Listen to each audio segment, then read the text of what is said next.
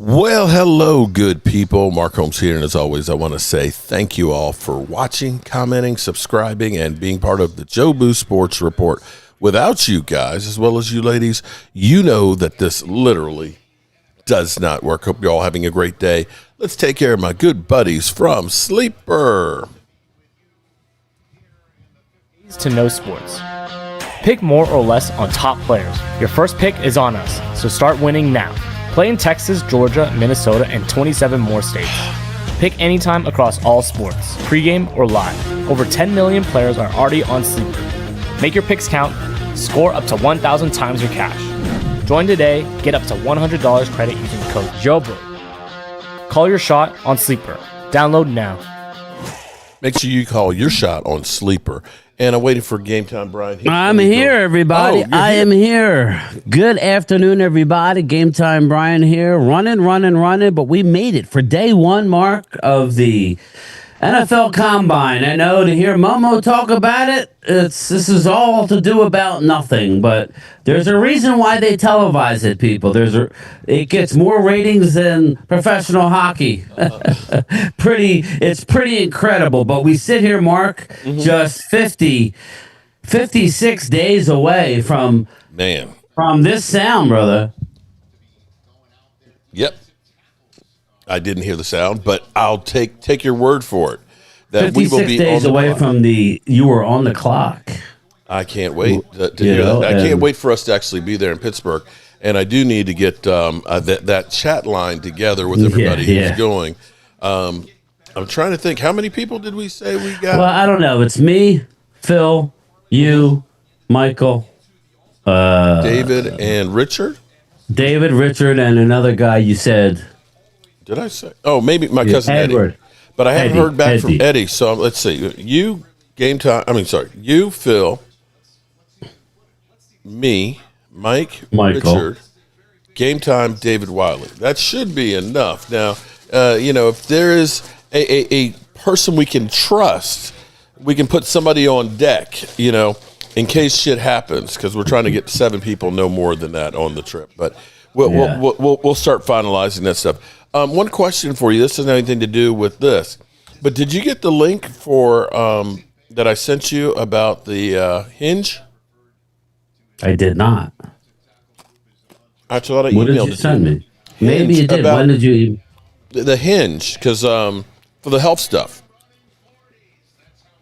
Okay. Oh, I did get it. I didn't know what you were talking about. Yes, I did get it. I have it. Did you start doing it? I did not. Right. Not yet. I tell you what, this thing right here. I'm down 10 pounds right now. So I'm down 14. Look at you. Yeah, but since mid-December. Nice. But see, this thing right here, this, Bryan, is a lifesaver. This is a little TINS machine. It's got a sticky back on it. You charge this sucker up, and it basically puts electric charge in wherever you put it. And I know we got Dirty Sanchez. It's like a stem machine. It's a TINS, yeah. And that comes with that whole thing. And I did something yesterday that I have not done in over 20 years. Tie your shoes? No, I've been doing. That was a joke, everybody. Okay, so you're hanging out with Ultra here, okay? Is he in the chat? No, that's your buddy. Yeah, no, he was saying that I was talking about how my knees don't bend enough and it's difficult to put my socks on. He said it's because of your belly. It's like, you know what? Fuck you. Actually, people are brutal, dude. They're brutal. I went with Michael Anthony Fitness to Planet Fitness last night. Wow, look at you. That's where I'm a member of Planet Fitness. Well, I did some. I haven't been there in a while, but I am a member. Leg presses and things. I did some squats. Yeah. Well, you know what they say when you like me. I have an L5S1 that's all jacked. Like to look at it under imaging, it's all black. It's dehydrated. There's nothing between any of the discs or anything. But it doesn't give me a lot of pain. But you really got to work on your core. Right. That's the issue. The muscle strength will help it out, and that's where I am with my knee. Is I'm bone on bone. If I go ahead and do like the side stretch where you bend the knee, my knee literally sounds like popcorn. It's like pop, pop, pop, pop, pop. Mm-hmm. It's bad, but it actually felt pretty good actually getting some work on it. So I'm going to try and do that. And I'm trying to eat less of the shit I didn't realize how many damn chemicals and how bad the shit we eat. Even if you have diet stuff, it's bad for you, bro. You know, even if you have diet, like some of the shit in diet is worse than just having sugar. It's still processed. It's like, it's all organic until they go ahead and put all kinds of shit in it. But I've got an app called Yucca, and you can click on it, and it'll tell you everything that's in it and how bad it is and rate it. Oh, my God. Right. Half of my pantry here went in the trash. Yeah, you don't want to do that. But listen, as we talk about the combine and where we're at here, you know, you're hearing interviews, Mark. You're hearing interviews with the brass. I listened to the Will McClay this morning. We're going to have Christian Parker audio today. Supposedly he's talking. Maybe tonight we'll hear what he has to say. We had Shoddy earlier. Yeah. So, again, now that they're going to this different defense, I just want people to the mock drafts are fun, right? We all have fun with them, or at least I do. But we have to take it with a grain of salt. Like Will McClay said, we have no idea. They're looking for guys that could turn their hips, drop in coverage. It'll be interesting to see if they like a guy like Keldrick Falk. Now, today is it's linebackers, defensive tackles, and kicker. Is it kickers today?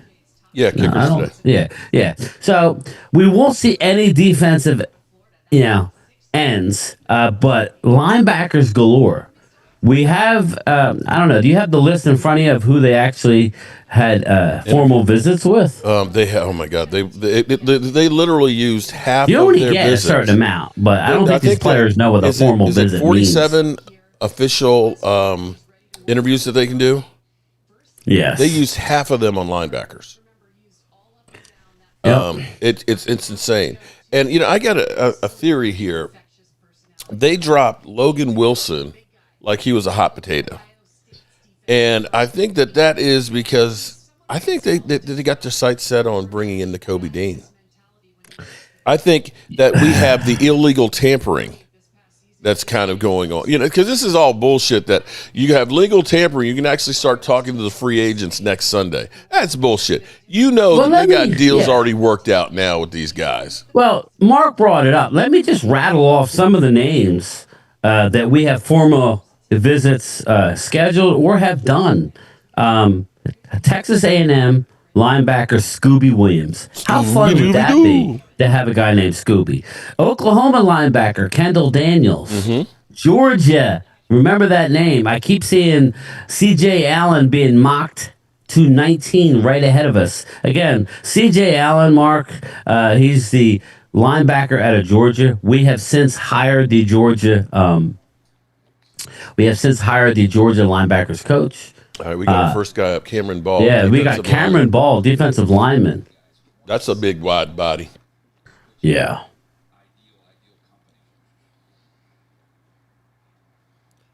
God, I am so old. And this goes out to Momo. Do we really need to see these guys run a 40? I mean, it's he looked like he slowed down before he got across the line. 5.1, yeah. But okay. Let me just say, but he's got the best D-line time so far. C.J. Allen, Mark, is basically he's a coach out at the combine. From what I'm hearing, he is telling everybody what to do. Dude is legit, and the only fear is that he ain't gonna be there at 20. So you have to go out in free agency. You need a lot of linebackers. How many linebackers do you think we need to bring in, Mark? That is definitely okay. Well, it depends on how you feel. I think part of the reason, the philosophy the Cowboys have right now is bringing in guys that can teach. 10-yard split, says Ultra. Because they believe in some of the players that they have, that they can coach them up. That they think, Overshown should become, a stud. That, God, I can't remember his name. Rookie last year, linebacker. Leofeld, and we had one other one. Started with an S. God, my brain. Yeah. He was out of Syracuse. Okay, that they're going to be able to help number 55. Coach them to be better. Now, here's where it's interesting. I don't know if you saw this, that Martez, they're talking about making him an outside backer. Who? Martez Lafufu. Oh, Leofau? Yeah. Okay. Whatever, it doesn't matter. I didn't know. Yeah, that's fine. But they're talking about making him an outside backer, which is basically a defensive end standing up. Okay. Yeah, interesting. Another thing with Brian Schottenheimer actually said earlier today too. Caleb Banks here is running his 40. Another big boy, real quick, out of the University of Florida. I'm listening to you. He looks a little leaner than my brother man that was there before. Yeah. But Schottenheimer, they're going to be going all in to really start from day one. And as he put it, he said, rookies, be ready. He said that part of what he liked about Christian Parker, who had Quentin Mitchell, Cooper DeJean, ready in Philadelphia, we're going to draft guys, out-evaluate guys, sign guys, and make them play early family than we've done on the offense. Ultra says Marist being moved to outside linebacker has 1.59 10-yard split, which is elite. Again, I would say this, Mark.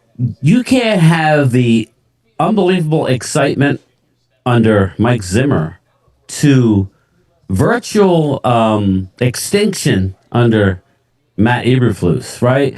This is kind of the problem with the Cowboys is they keep having so many changes. Everybody wants, and the Joneses, they cater. Nick Barrett looking strong at 5.1. I like him out of South Carolina. But keep changing the systems. These guys all want their own guys, right, Mark? So you end up having a team full of the guys that don't they flow together, right? You're playing especially now going to a 3-4 hybrid. Everybody's going. You can't go to a 3-4. It'll be a hybrid system.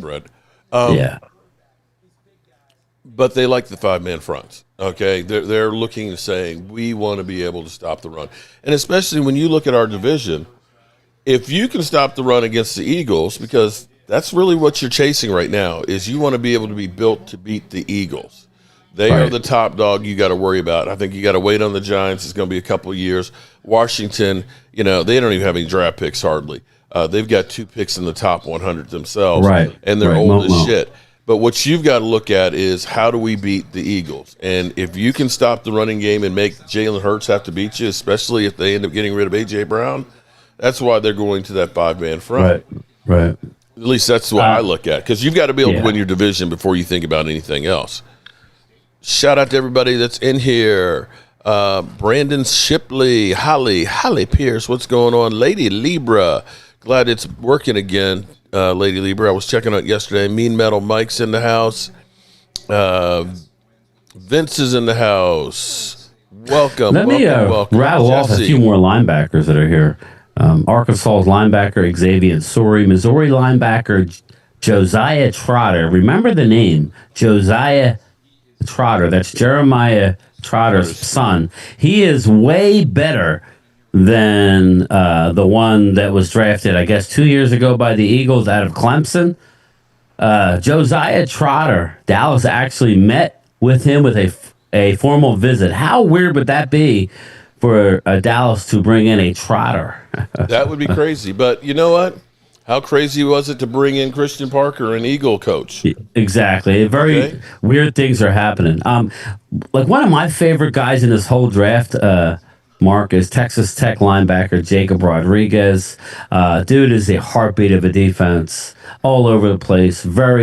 He just plays very emotional. He's a tackling machine. Not the biggest guy, but I don't care. If he's there. Again, this is where you don't have a second and third. It really hurts you. I would like to see them be a little bit creative. I don't know that they're going to be able to be. They did meet with him, though. Obviously, Arvell Reese and Sonny Styles. I think, Mark, in a perfect world, Sonny Styles would be the guy at 12. Yeah. He would have to somehow fall to you. He's rising up the board, and after this weekend, I know to Momo's discontent. You like mid-slapping Momo, don't you? Well, because he hates anything combine, right? He hates anything where guys are out there in tights. Now, listen. Wait a minute, hold it. Do we actually know anything that Momo actually likes? Because all I hear is negativity from him. I don't know. I don't know. But, as long as we're not, like, I don't need to know what, like, Jerry's sizing up in the dressing room. You know what I'm saying? I don't need to know anything about that. Keep that. That's for Momo. I don't need to worry about that. But, I don't know. I'm excited, but interested. I hear you. Gusta. There's a lot of linebackers. Oh, there's a name here to look out for. I've been hearing them like a little more. Harold Perkins Jr., linebacker out of LSU. He is a 6'2", 222 guy. Again, they're looking for guys that have position flex, can stand up, interesting body types. But at some point, Mark, don't you need a big boy to play end? Or no, not necessarily. That's the thing. I don't know. Charles Haley was about 245, 6'4". Was he? Okay. Yeah, 245, 255 was his playing weight. I like a guy that's a little bit bigger, but with an outside linebacker, you may be dropping off in coverage and things. D-Ware, I don't think D-Ware was that heavy either. D-Ware, I think, was around 260. Yeah, well, because I only bring it up because we have a guy Keldrick Falk is an absolute 258 for D-Law. Yeah, you got Keldrick Falk. He's 6'6", 285. Well, he's got it stretched out, that weight. Now, here's the deal, though. He's not a guy that you can beat and get to the quarterback and put pressure immediately. Like, I keep hearing one name, I think the people who don't know what they're talking about are saying, well, you go out and get a Key Messidor. Go get a Key Messidor. I think a guy like a Cassius Howe out of Texas A&M, 6'2", 248, he's incredibly explosive. Problem is, he's got the old small arm issue, Mark.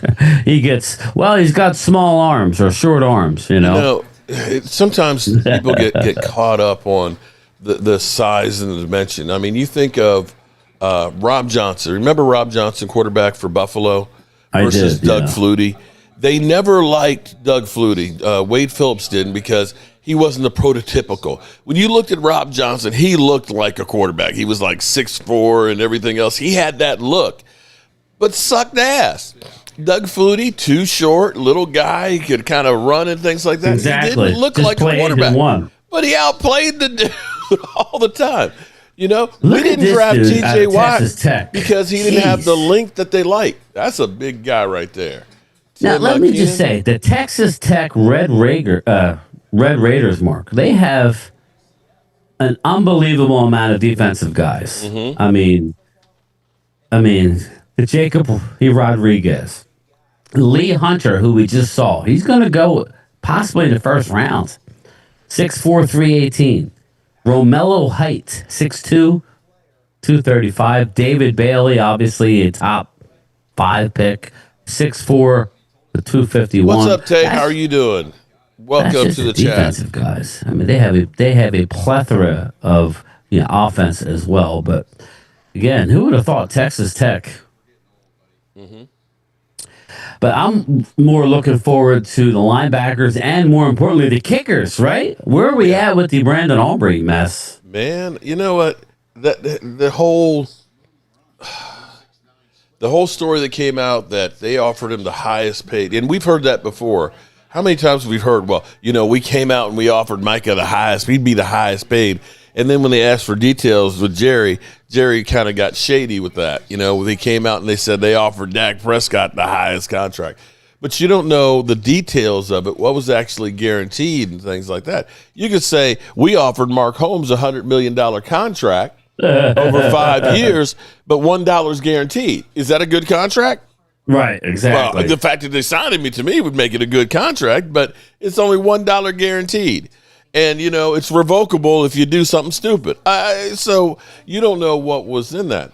But I think that this is a little bit more of the misinformation that everybody's running with. It used to be when you hear a story, you assumed it was right. Now you got to have to assume that it's actually bullshit. So for Brandon Aubrey's wife to say that was fake, that he's holding out for $10 million, And for Brandon Aubrey to come out and say, lies is kind of telling. So we don't know what was actually offered. Now, did you see where Todd France what did he say? Todd France has a video where he's walking to the bus.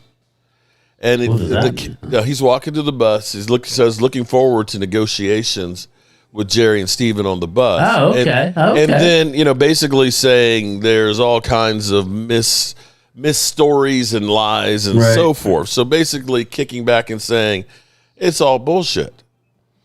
The scary thing about these things is when these stories come out and people think that they're true.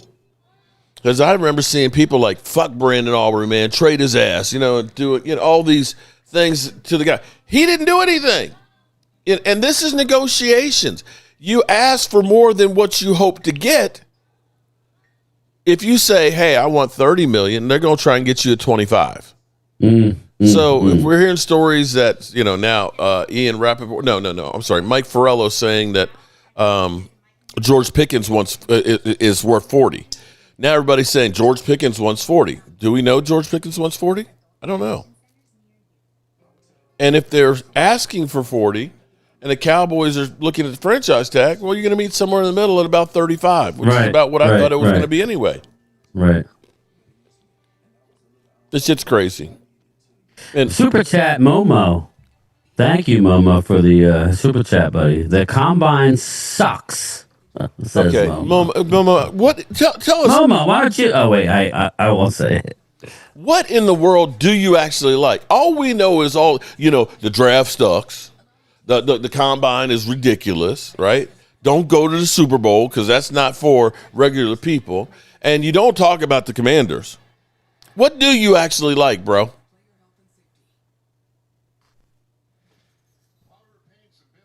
All right, there you go, everybody. I'm just curious.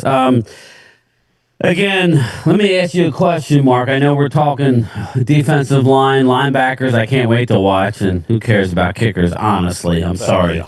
Momo, lineman running a 40 is pathetic. I agree with you, Momo on a roll. I agree. Mark, what was your 40? Do you remember? 4.6. So you ran a 4.6. I ran a 4.6 at 225. Didn't you run track, you said, too? I ran track. I was actually trying to become a decathlete.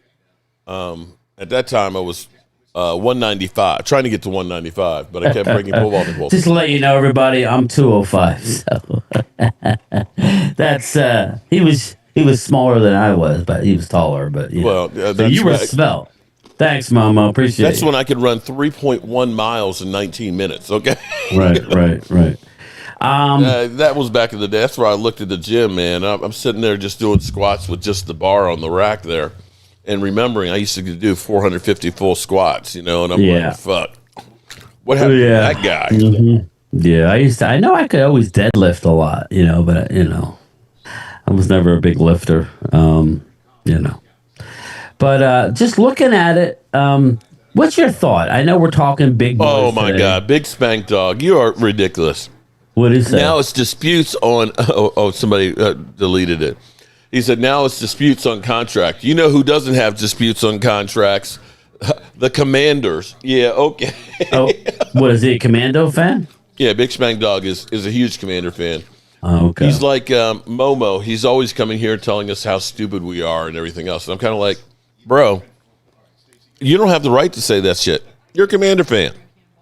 Right. Yeah, and let's look at the Commanders draft picks. I mean, you guys, they're going to have to do it in free agency again. Now, listen, their first pick is going to be really good. They're probably going to end up with the guy I want, David Bailey, edge rusher out of Texas Tech, or a Caleb Downs. Look at Caleb Banks. He's motoring. Carla, I am 260 right now, down from Oscar, 275. well. What's up, brother? Oscar, Jesse, what's up, brother? Arturo's in the house. Momo, Mark running anywhere is hilarious, says Momo. I wish I could. Unfortunately, bone I will on bone. say this, though. First, it's hard to keep up with Mark because he don't really wait around for you. So you got to be on your game. You got to have your head on a swivel. And you need to, because I was walking, remember we were walking around the mall and you were on your motor. Yeah. And I walk for a living, so I kind of kick back and kind of chill. Not him. He's got a purpose. He may not look pretty, but he gets there quick. Oscar, what's going on? Jimbo, what's going on? John Gotti, Mark ain't running track unless someone's waving a steak in front of him. Not anymore. Now, what kind of steak are we talking? Because it seems like the fillet has gone by the wayside. Now, if you don't go with a cowboy, what do you call it? Tomahawk? A cowboy, or a cowboy ribeye, or whatever the hell it's called. Oh, a cowboy. man. Yeah, or a tomahawk, man. Or or a, the tried and true New York strip. But these big boys running. It really is hysterical. I don't know why they haven't run the 40. I guess nowadays, how many really times? The 10-yard split is really what you want to look at. Well, do you remember Larry Allen? You remember that video of Larry Allen running down? I know he was an offensive lineman, but Larry Allen, remember him running down the field? Oh, my God. That was beautiful. Rob A., what's going on, brother? Ribeye here. I like my ribeye, man. Yeah. Reverse sear a ribeye. Oh, my God. Smoked reverse seared ribeye. But yeah, so again, as we sit here, 56 days away, Mark, are you expecting anything out of the ordinary to happen, or do you think Dallas is just going to stick and pick? More importantly, who are we going to move for mid-round draft picks? Everybody don't fit. I really feel like they're going to move back with that 20 pick. The only runs Mark got is at the toilet, says Jesse Montanez. Jesse's on him. Jesse, like you doing a whole lot of shit yourself, man. I'm just how many bathrooms do we have? 3. So we got 3 bathrooms. That's good. Well, as opposed to us staying in the suite there with 1 bathroom. The Ward family, Big Mike has a question for Mark Holmes. What's Big Mike got? Ask Mark if he would like to meet up for a game this year. Is Big Mike from what team? Eagles? Ward family. Remember? Oh, Ward family. Yeah. Well, Ward family, damn. Yeah, I asked him if he wanted to meet up for the draft, man. And he was like, well, I got something I got to take care of. It's like, okay. Because that's my guy there, Ward family. I reached out to West Virginia Country Boy. I could sweep by and pick him up on the way by. But, again, he wants to go with his grandson. And I respect that. I told him, no. I said, West Zane Virginia. Durant, I tell you what, that guy, he is built. Who's that? This guy? Zane Durant. I like the way he is built. Yeah. He is not a sloppy fat guy. Well, I don't know what his weight is, but thank you, Mike. Listen, Mark, Dallas is bringing in. I can read off more of the names. They're bringing in, and I don't really understand why. Let me read off. I mean, there was more linebackers, but I read, like some of the bigger guys. They're bringing in a lot of defensive tackles, too, which you would think that maybe we wouldn't necessarily need that. But yet they're wasting their picks on defensive tackles. What is that? Is that telling you maybe we're moving on from somebody? It could be that they're going to look at somebody and say we're going to trade them. Like Osa, or we keep hearing redoing Kenny Clark's deal. Kenny Clark's, well, you can restructure his and hit him down to 9.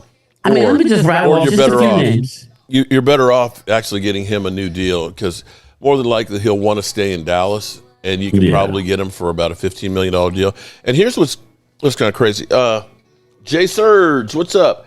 Hey, Mark, how come everyone knows the whole 90s Cowboys offense but only can name a few on the dominating defense? That is a very good question, but when you think about some of those guys that were on there, from the Russell Marylands to the Tony Casillas, the thing about that defense was there weren't a lot of superstars. I mean, everybody knows Darren Woodson, Dion, and Charles Haley.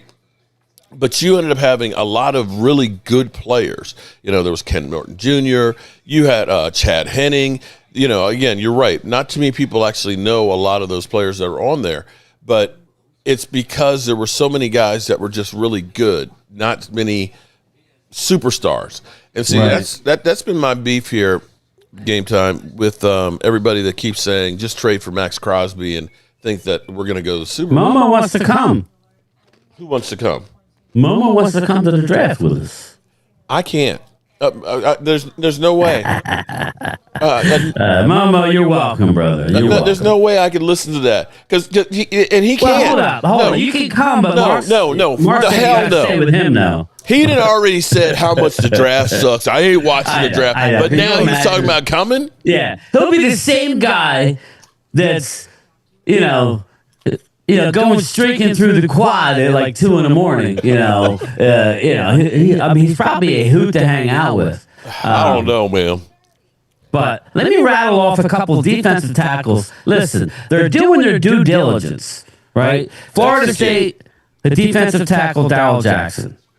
I'm just going to read a few. Peter Woods. They're bringing in Peter Woods. Wow. Now, Peter Woods is a beast. He's a beast. At some point, Mark, you got to take the best players available. Peter Woods might be the best guy on the board when they pick at 12. I'm not saying, or maybe they're looking if he drops to 20. Rob A with the super chat. Mark saying Dallas has closed the gap on Philly at this point makes him delusional as F. No. I said Rob A. I didn't say they closed it. We closed it. They're getting closer. They're getting closer. You cannot look at because let's go back with the Eagles last year. I'll be real with you. When I looked at the Eagles last year, I said that was the closest team I've seen since the 90s Cowboys, and they scared me. And I thought that they were going to be able to hold that shit together. The offensive line looked stout. The way Saquon was playing was like Emmitt Smith. You had 2 outstanding wide receivers. You had a quarterback who was a game manager with all the weapons that he had, and he had an outstanding defense. All of a sudden, you get abused. This is like everybody wants to bitch slap me, but you can't look at your team and say that your team is as good as they were the end of last year. They've come back down to earth. You got a lot of questions. You lost 2 outstanding coaches. You're going to lose some players like Nakobe Dean, Reed's Blankenship and such. You're probably going to end up trading A.J. Brown. Everybody right here. Your offensive line, you're talking about rebuilding. You guys have come back. And I have to say, we can't be any worse than the worst defense in football this year. And they're actually working. So are we closing the gap? Yes, we are closing the gap. We are getting closer. I never said we're past you or we're better than you. That will happen during the season. Damn. Lee Hunter's a big boy. I like Lee Hunter. I like Peter this Woods kid is 6'3", 310 pounds. That's Rob A. He runs his mouth. Deserved it to be bitch slapped. Who? But me? Yeah. What? You know what? I don't understand why I always get such a hard way to go. Game Time. I like to think that I'm a you love it. dude, Number one, man. you love it. I don't love it. Man, I got Ultra over here talking about how big my belly is and things like that. You're better at that than I am. I don't work that angle too and much. all this shit. I mean, I'm sure there's people who can't stand me, but you do it to a perfection. Dude, what? Listen, I didn't say anything about the Eagles. Look at you. Look at that face. That's a guilty mofo right there. and you know what? And I was asked the question by the shit starter himself, Dan Saleo. Very good guy. Had the Cowboys closed the gap? Well, I think, yes, they're closing the gap. They got a ways to go. But I will say this much. If the Cowboys decide they want to sign some people, they don't have to go through and cut people. We can make adjustments on contracts. If the Eagles do want to trade for Max Crosby, they've got to find some cash by cutting some people. They don't have the restructures that are built in. Bryan, They've you're already a Cowboy fan, but you are my buddy. Thanks, Logan. I try to be fair, but at the end of the day, I take a lot of abuse, and I bring it on myself too. So it is what it is. I'm not making a pile. I'm not going to whine about it. But Mark takes a lot of crap, but you give it, my man. I mean, you put yourself. You go out on a limb, and that's why you're successful. Give me an example of what I do to put myself out there. All right, let me go look. Let me pull up your channel. Look at just look at some of your titles. You know what was odd? I mean, I had to go see my urologist. I don't normally like to talk. I've told you I've had some issues over the last few years. But I swung by NFL Films yesterday because my urologist is 2 miles away, and man, that place is massive. It is massive. And I was talking, and they don't do tours. You would think they would do tours of NFL Films, but they do every once in a while. They'll do it, but that would be a fun thing to go do. That would definitely be fun. Yeah, it was really neat. I thought I saw Baldy walking around, but give me the link. I can give examples. Philly, Rob A, which is not a channel member, maybe later, but Rob wants to give you examples.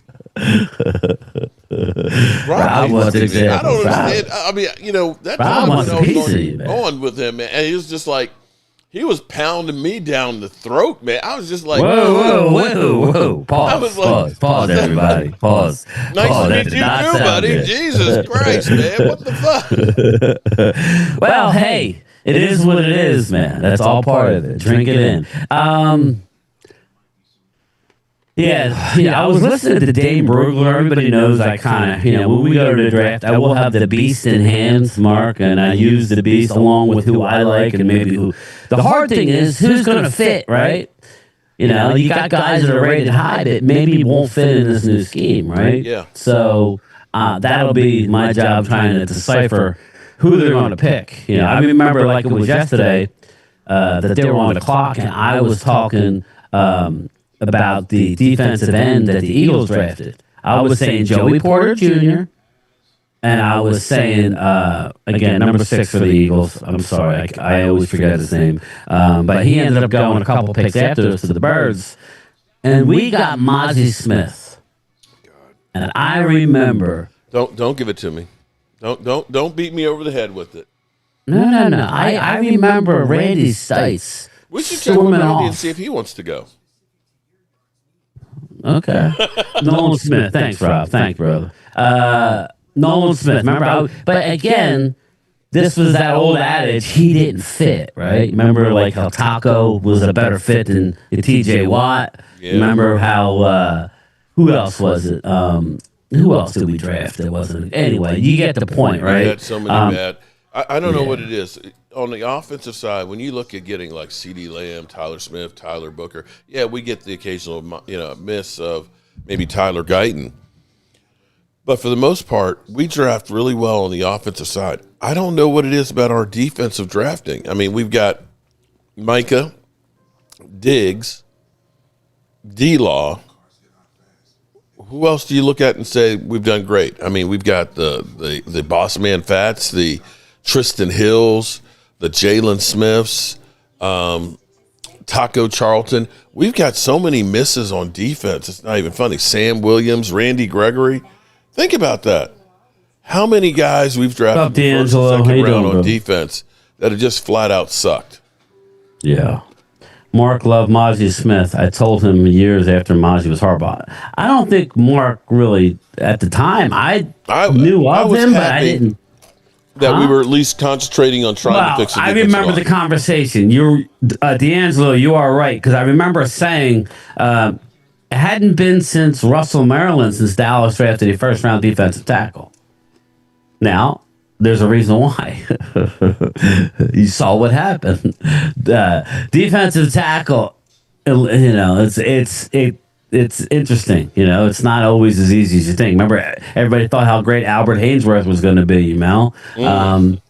So I don't know. Not that he was bad, but I don't think he was what he was good in Tennessee. He was. Yeah. Oh my God! I remember him laying his fat ass on the ground while I met D lineman comic. That's who I met. Run circles around him. F the Eagle says Timothy Looper. Dan, 1995. Drew, I said that's what. Yeah, they're arguing. Drew's saying we saw back-to-back 7 wins. We're dead forever, basically. Okay. Let's see. Look at you. Cowboys confirm they are looking for defensive upgrades. Look at you. You're already. Whoa. Yeah, that was. I actually forgot to make it live. I was actually working right after I called you. I saw Brian Schottenheimer's press conference and stuff, and it's like they basically are saying, between What's up, the draft, Mike? between How you the doing, guys brother? we have, and free agency, they're looking for Eagle, major upgrades for the defense. True, I just read your chat, brother. What are you talking about? I'm not ignoring you. I'm not gonna respond to the same old. His 7 wins, and you think we're gonna win now. Nobody said we're going to the Super Bowl. This is a multi-pronged process. I said 9 wins this year, right? You said 13 for the Eagles. I think we were both about right. You had 11, we had 7. And this is what it is. Nobody's ignoring you. We're not, but the same old narrative. Oh, you're right. I've heard that too. That we're going to move Martez to outside linebacker. Here's the thing that Maris, yeah, okay. Oh, then we need some regular. Then we need a Mike. We need a Mike linebacker. Well, there is some rumblings that DeMario might be a free agent. Who? DeMario Davis. Yeah, Wade's been talking about DeMario Davis forever. You have too. I've been talking about him since 2017, bro. We know a little birdie told me. What? Bobby Wagner is going to be a Dallas Cowboys. Well, he's not far away from the all-time record of tackles. Brooks, there you go, brother. Brooks with the super chat. He goes, Aubrey for $10 million? Eagles should take him. You know what? I'm not paying my kicker $10 million. All right, Brooks. If you want to, have at it. Have at it. I'm not paying you $10 million, and I don't think he thinks he's getting. The Aubrey deal will get done. Speaking of what Mark you said, the disingenuous thing was Dallas. Somebody leaked that Dallas offered 7.5. Mm-hmm. It was more on the lines of 7 or a tick under 7, from what I'm feeling and hearing. So, are you gonna? What round tender are you gonna put on him? Do you know? A second round tender. Not a first. No, what's the second round money on that if he comes back? I'd have to look that up. I know first round tender is 8.1. I figured maybe a 1 tender. That's why I said a 1. But nobody, I don't know that somebody will give you a 1. But then you'd be locked in on that 8.1 if you can't come up with a long term deal. So you're probably right. It'll probably end up being a second round tender. It's probably around 5 something. Thanks, see. Brooks. I'm a little dark. I know I got to put on some light. Here we go. Is that better? Here, I got my stress balls, my Jobu stress. I don't know what this is called. This is like a stress pillow. You're squeezing. Stress star, yeah. I got the star. I got these. I got the shot. 5.8 is the second round tender cost. Yeah. So 5.8. That would be below. So that would be interesting. That's why I said go with the first round. And that would be a second round pick somebody would have to give up for you. But I tell you what. Yeah, everybody remember, it's not a comp. They have to give you their second round pick. Yeah. But I tell you what, though, that might be tempting to some teams. The fact that you can get, it's like, if we can get to the 45-yard line, we're going to get some points. Yeah. Philly D, what's up, brother? How you doing, Dan? That changes your mentality. When you're seeing some of these kickers out here missing freaking extra points on a regular and missing 25-yard field goals, we take Brendan Aubrey for granted. I know that, but I'm not paying him $10 million, which we're not going to have to. But Philly D, thank you. What's up, Game Time? Thank God the snow is melting in my area. Me too, brother. I can see grass. We lost electricity more than a day ago. Hey, Philly D, my sister lives in Washington Township, and she lost power for a day and a half. So, yes, it was bad. Hey, D, how are you? D Moore in the house. Watching these guys, Lee Hunter, this dude, he's going to be a player. Lee Hunter is going to be a player, everybody. Now, this is a lot more important of a drill than your 40 here, because it's really, when you're a defensive lineman, you are playing in space. Now, do you see this guy right now, Darrell Jackson, number 16, Mark? Dallas had a workout with him, a private workout with him. So if you look at Darrell Jackson, he's very, he's he's a little lighter. I mean, he's not as flabby. I was gonna say he looks kind of lanky. But I mean, that's what you want in that system, you know. Ooh, he's slippage. Uh-oh. 10 in the third. Boom. Like Momo out there. I see a little crack. Little crack kills. Oh, look at this dude. It's built. Jackie Marshall. Yeah, I think he had like the 4.76 40. Hey, Linda. Linda is too young to know anything about what happened in the 1990s. Here we go, Linda. Here we go. Who we got here? Chris McClellan. Missouri has a couple. Now, they have an edge rusher, Zion Young. Carl, I remember with the Aaron Donald draft, because I wanted to actually get Aaron Donald, but Aaron Donald went, I think, 2 ahead of Zach Martin. And you can't complain about getting Zach Martin. I mean, Zach was an incredible player. And then in that draft, Dallas tried to get Ryan Shazier and ended up their fallback was Zach Martin. So sometimes not being able to trade up becomes a blessing, right? Ryan Shazier, a great linebacker whose career was cut short in Pittsburgh with a spinal injury, I want to say. Yeah. So thank you, Jimbo. So, sometimes it's the moves you don't make, right? If only we could have not made a move for Morris Claiborne. But, I have this, to me, this year, what was it, 43 interviews we had, Zoom calls, for the defense coordinators. Yeah. I feel like this year they really did their homework on figuring out who to hire. Well, but a lot of times I feel like the Cowboys shortcut.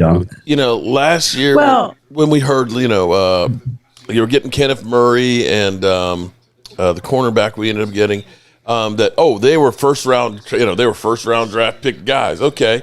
Is that what your fallback is? They were originally drafted in the first round. What was the reason that you feel I gotta keep it they were going to be Rob. able to do something for you? You ended up talking about Jonathan Mingo. Well, we had a second round grade on him when he was drafted. Okay, but have you looked at what he's done since he's been in the NFL? Right. And with the Morris Claiborne, it seemed like everybody to a man was, this is the best guy in the draft. You got to go and get it. He'll be a game changer. And it's like, did you really look at this guy, or did you just go by what everybody else said? I brought him up because we've been linked to Mansour Delane, right? Now, I had his height wrong.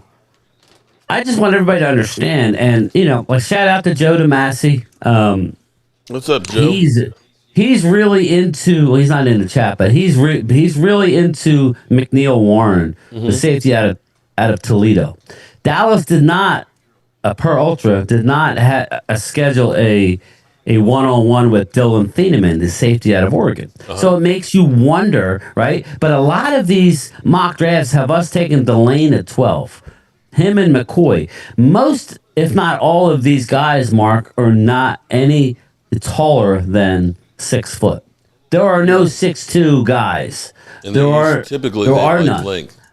They're all like 5'11" to 6 foot. So this year's corner class is not what it has been in years past. So if everybody's just assuming, Dallas did not.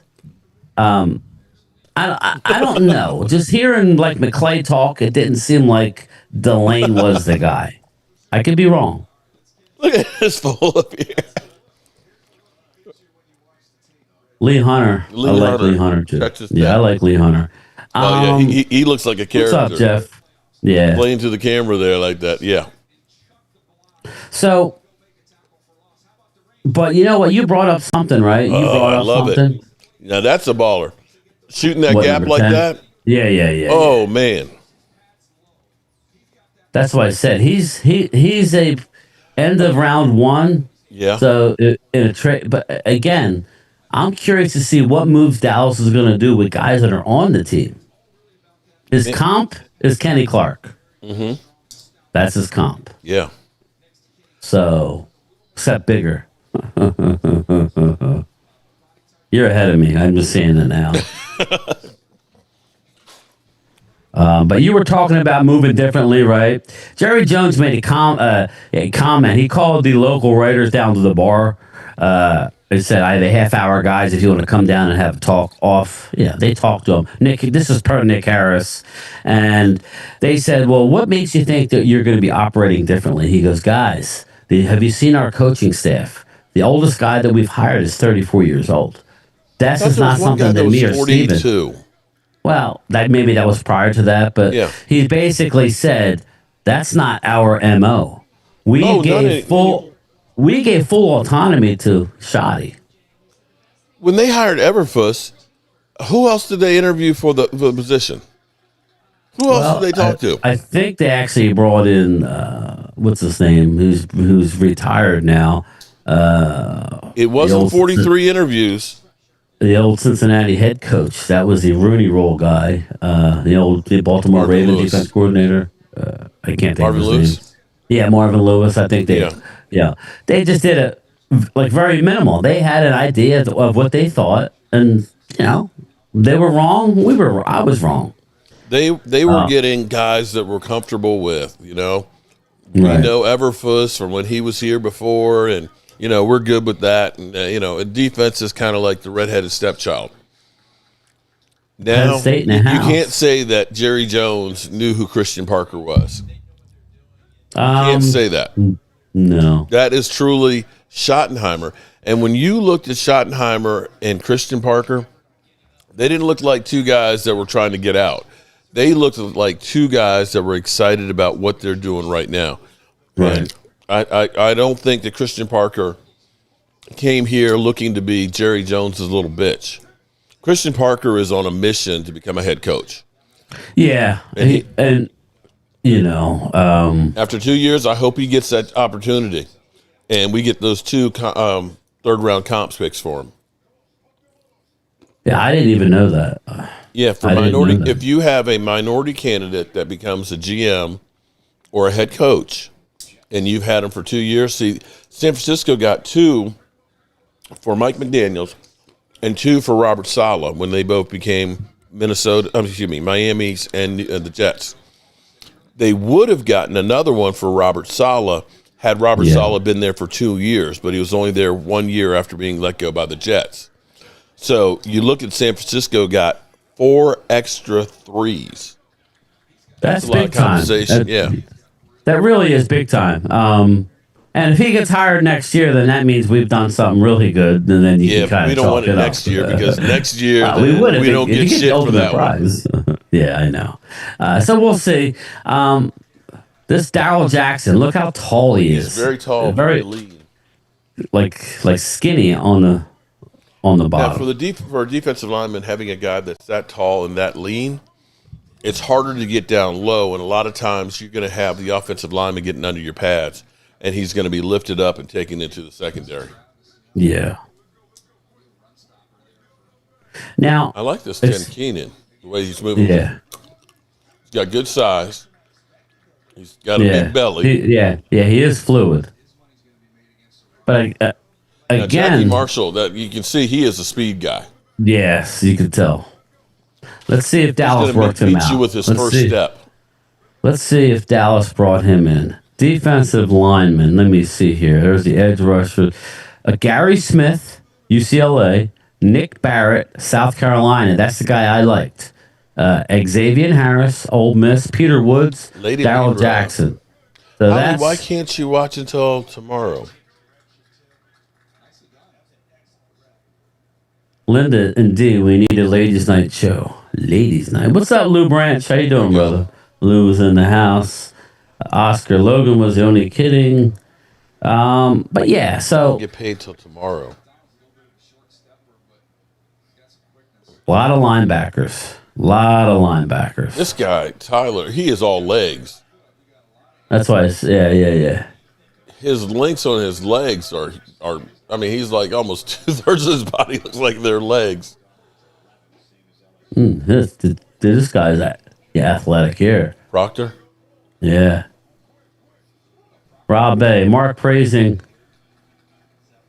Christian Parker before even him calling a defensive play, but talk shit about Mannion as clown shoes. Okay, but you know what? Here's the difference on. Rob, Kiss my ass, okay? Here's what I'll say is, if I look at experience-wise, okay, the minnow, the SS minnow, has been what? A quarterback coach for 1 year with the Green Bay Packers. That was middle of the pack with their offense and George Love. Jimbo, bingo. Okay? Christian Parker at least has been under some of the best coaches out there. He was in Denver. He was with Denver, right? And then he had Fangio. I mean, Mannion, I'm not here to crap on him. It's a big question mark. I know Saquon's excited. He's never been in an offense like that. Mm-hmm. Per Saquon, whatever that means. I'm not here to say it's good or bad, but that's what Saquon said from the horse's mouth. He's never been in it. He's excited. So, that's good. He's excited. Hopium and copium. I'm talking to Rob A. That's all. Linda Connors. Well, here's the other thing I'll say versus... Eagles Drew says facts, Rob A. Okay, Rob A. Here's the other thing I'll say, too, is you brought in the SS Minnow on a sinking ship, right? Right? I mean, you got issues galore with your offensive line, your prevent offense that Nick Sirianni wants to run and everything else. I know my defense sucked ass, but I'm looking, and it's not just Christian Parker that's coming in there. You have well-respected, well-rounded, very experienced coaches that are young and motivated to be here. I look at it and say, we got nowhere to go but up. Your team, I'm not sure what's going to happen. You got so many question marks. Is Saquon the guy that he was, a season ago? Is your offensive line got to be rebuilt? Is A.J. Brown going to be in town? Come on, bro. Jimbo says, Mark, you won 7 games. Shut the hell up. Hey, listen, bro. Guess what? Look at me. Neighbor is around the corner. Look at me. Look at me. I'm the captain now. Okay. Yeah, listen, I did that. We're all 0-0 right now. It doesn't matter what you did last year. It doesn't. Because I will say the Seattle Seahawks and the New England Patriots proved that. Because those two guys are in the Super Bowl. And I don't think anybody had that on their dance card. I know Momo thought his team was going to be 7-0 to start out. How'd that work out for him? Philly D. Hurts offense gets coordinators promoted. Dak gets them fired. Not really. Dak gets some wide receivers paid. I can tell you that, mother humper. You got Kellen Moore, Philly D. He did good for you. Linda Connors. Sean Mannion is another one of those young coaches that are respected throughout the league. There you go, Linda. Again, I don't know much about him. We're going to know eventually. So if he's, Lou Branch, y'all do this every year. Coach, you hire. Crickets when it doesn't work. Okay. I think and I know, Lou. I've yelled many times, especially. I don't see it not working, though, Lou Branch. I don't know at what extent year one. Mark, what's your thought year one? I'm looking at it, Mark, as a multi-pronged attack. Well, let's see what they do in free agency. If they don't do much, then don't expect a whole lot. Then you're right, Lou. Regardless, I'll expect an improvement over what we had last year. Yeah, Lou, you got to look at it this way. Dallas was 39th out of 32 teams. They were horrible. They gave up 46 plays, Mark, over 25 yards. But they gave up as much as 25 yards or more. They gave up 46 plays. That is horrendous. But game time though, you can't lay all of that on Matt Eberflus. He got dealt a raw hand because a week before the season, the best player you had gets dealt. Now, wait a minute. I didn't plan for this. I got all my designs for this guy. And here's the biggest problem that the Cowboys did was they went ahead and relied on 3 players that were coming back from knee injuries. Diggs, Savon Ravel, who was a rookie, and Overshown. That is a quarter of your defense right there. Super chat for you, Mark. Mark, you can think all you want about Christian Parker, but Mannion has talent on offense. You lack a ton of talent on defense. Coaching won't matter if you don't have good players on that defense. Mark is a clown. You know what? Here's what I can say. How about this? The second worst defense that the Dallas Cowboys had was in 2020. And I believe that team went from 6-10 to 13-3 and making the playoffs with a defense that turned around with Micah Parsons and Dan Quinn. Right? Am I wrong? Did we not turn around? Yes. Again, change of coaches. I think Rob would. I don't know that. I'm not going to put words in his mouth, but I think Rob, if we go out and you get a linebacker, right? Get a safety. You get maybe an edge rusher or a corner, and then we go and draft, and we draft two guys. I think now you're like, whoa, okay, it's a little different. I mean, we'll see what they do in free agency. That's all. Let's just give it some time. Wait, hold it. I want to go back to him talking about that ton of talent that the Eagles had on offense. Then how come they were putrid last year? They were 17th, I think. I'm not really sure. It was probably coaching, right? Yeah. How many games did they didn't score a point? Maybe the offensive lineman got injured. I don't know. So they get those excuses, but we're not allowed to use those, though, right? Because Dak sucks. I'm just telling you what they're Dak saying. sucks. Well, I don't think you can put Dak on this. I don't think this year falls on Dak. Do you? This year? I don't know how we can say Dak. It doesn't matter. It's always going to fall on Dak. I mean, we'll keep it a buck. I don't think this year was Dak at all. This is all defense. Were they perfect? No. Dallas, to Eagles' Drew's point, Dallas has to get better in the red zone. They were 17th. Still, number one overall, but 17th in the red zone scoring. So, yes, I agree. They need to get better at that. Ask Mark if he uses that TENS device in his taint, Jimbo. Sounds kind of weird, Jimbo, but Mark, do you use it in your taint? No, I don't. I use it. It's on my knee right now. Here it is, okay? Well, oh, wait. Y'all some nasty mother humpers, man. Game time.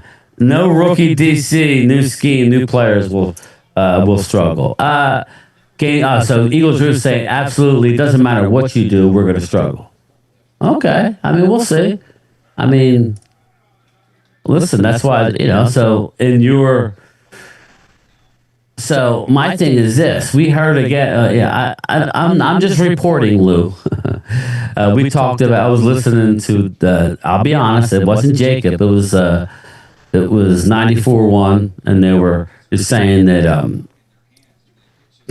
what's his name? The coach of the Patriots really wants A.J. Brown. Mm-hmm. He came out and basically said, he had him in Tennessee. Didn't want him traded.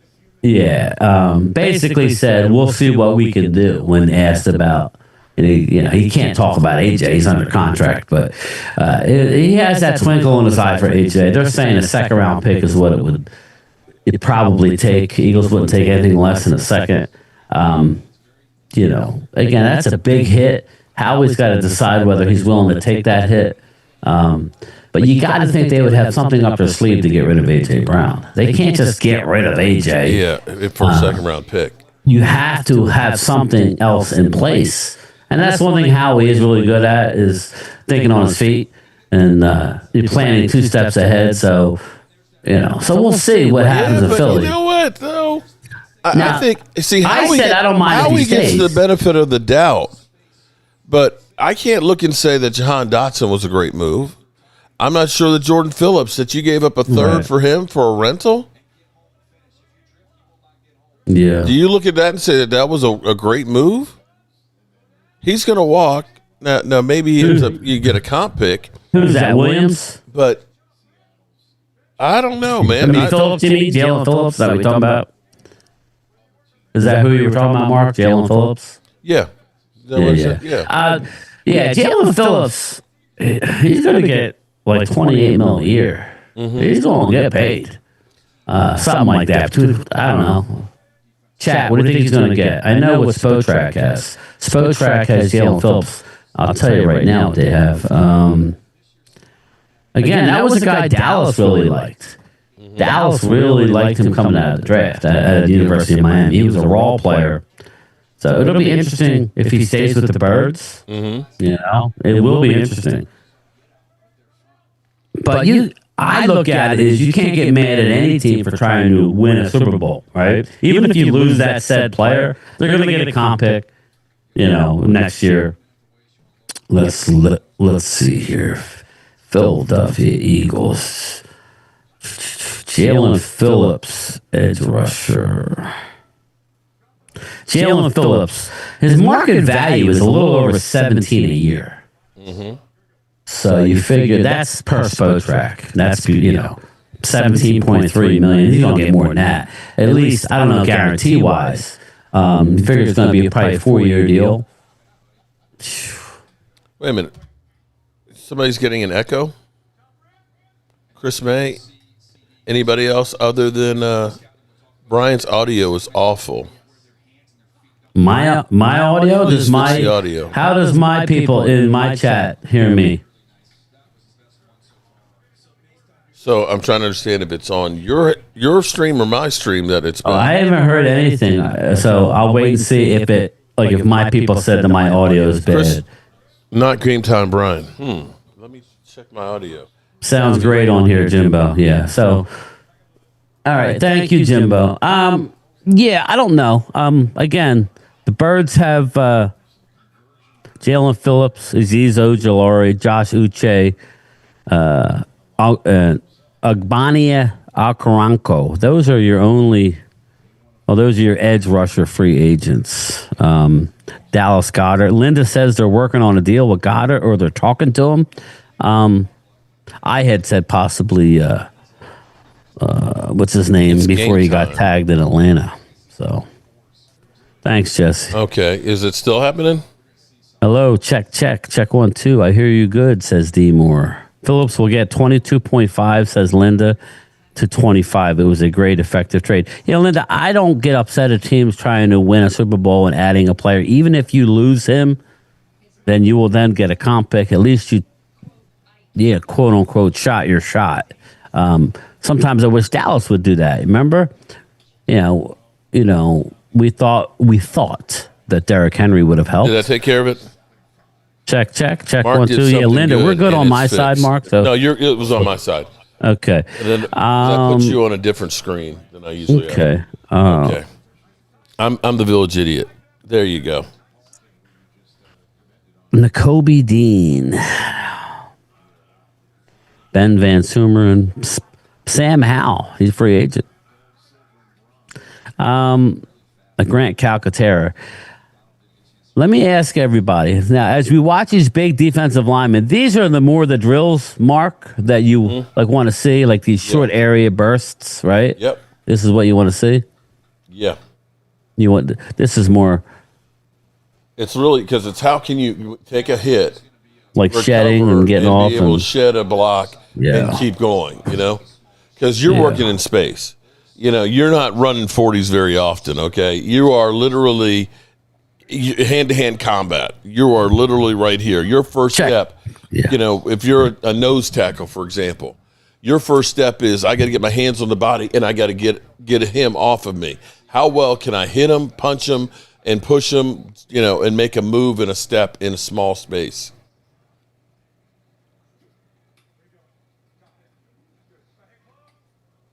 And how well can I recover?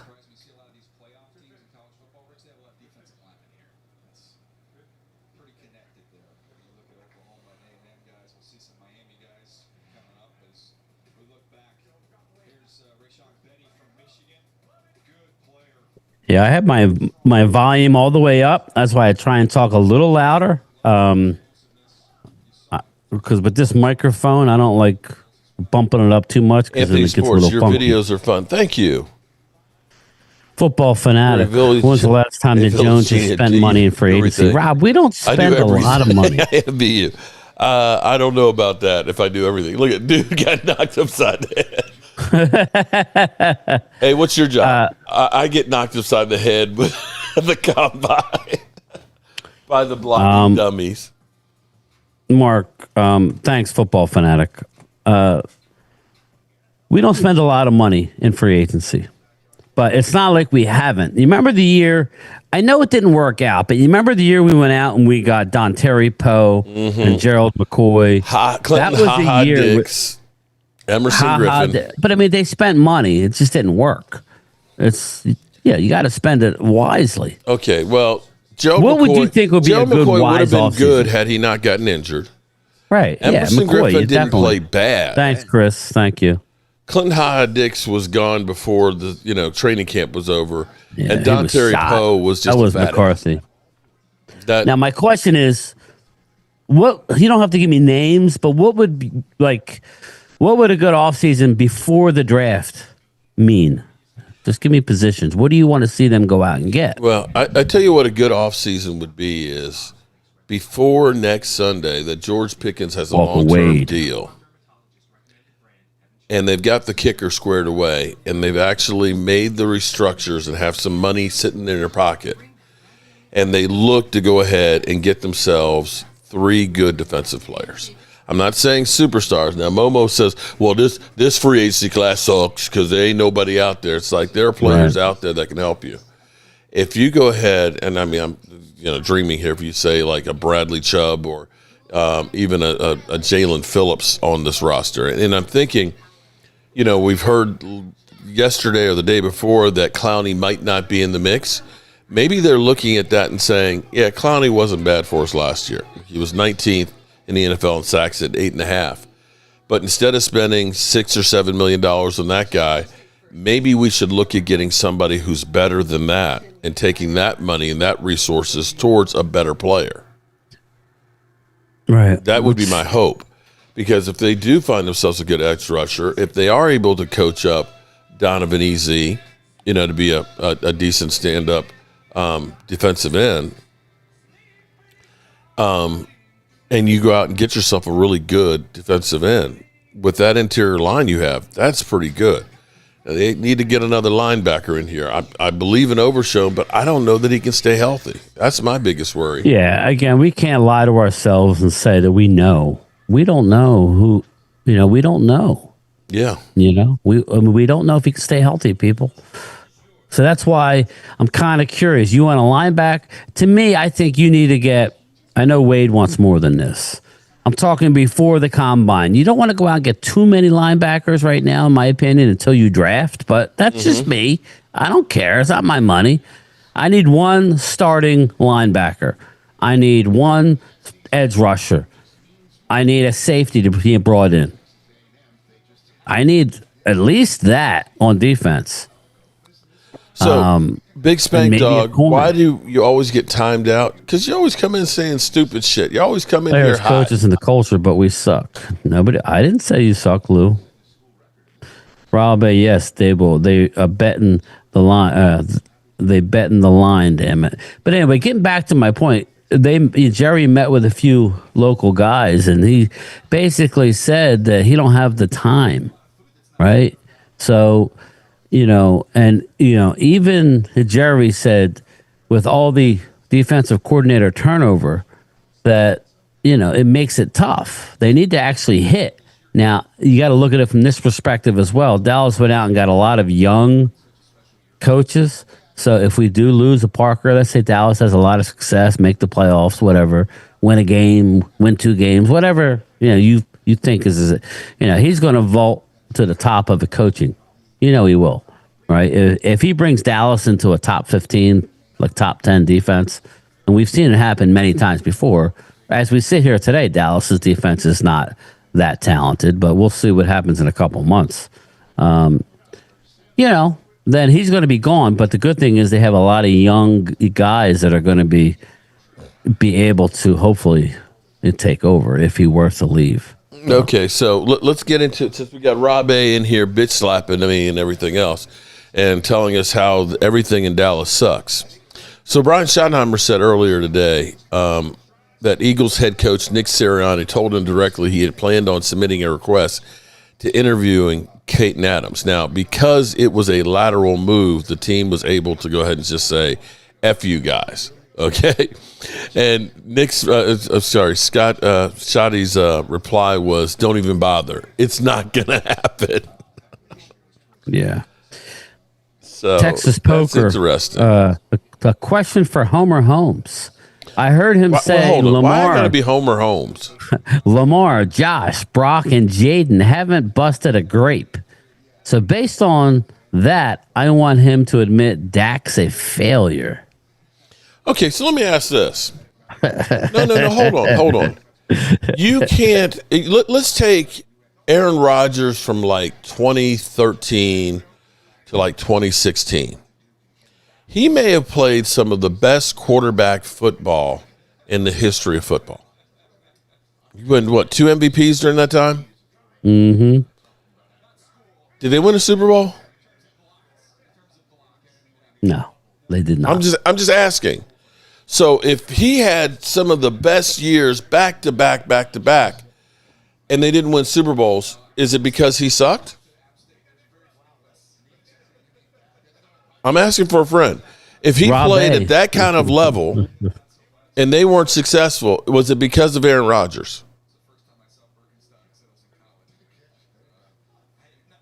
Rob A., someone needs to time out Mark on his own channel for all the stupid shit he says. You know, Rob, you ain't got to watch, bro. But here's the thing, though. I feel like, God, a few good men. You know what? You want the truth. You want the truth. You can't handle the truth. The fact is, you love me being out here. Either way, Lieutenant. Yeah. I provide what I provide for you guys. And then you question in the manner that I provided. Either way. Oh, sorry. I could do it decent.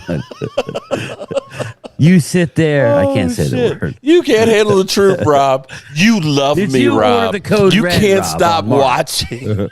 Time him out. Look, if I were to disappear, it would be a void in your life, man. Admit it. That's what I'm saying. You actually, you don't like it, all the negative, but I think you do it a little bit. Oh, shit. You go on Dan Cilio's show every week, so I know you like some of it. Oh, shit. Well, it's more fun now because of the problems with the Eagles. Movie. Here's the thing that's funny is Philly 500 is like Thanks, that. Lou. He's like the meme of that dog that's sitting there and the house is on fire. We're fine. We're fine. And everything. Oh, no, everything's good. The SS Minnow, this guy's great. He's going to be, everybody's excited about him. Okay. Is there anything that you've never Cowboy. What's up, not brother? liked, Philly? Well, it sucks you ain't coming to hang out with us, brother. Shit. Something came up. The wife said, you ain't spending no more damn money on them their football. Damn. Rob A got my finger bleeding again. Damn. Walker Wade, Dak still has time. He will get it done the next 3 seasons. I can't believe I'm defending Dak. I can't believe that Wade is either. Eagle Wade.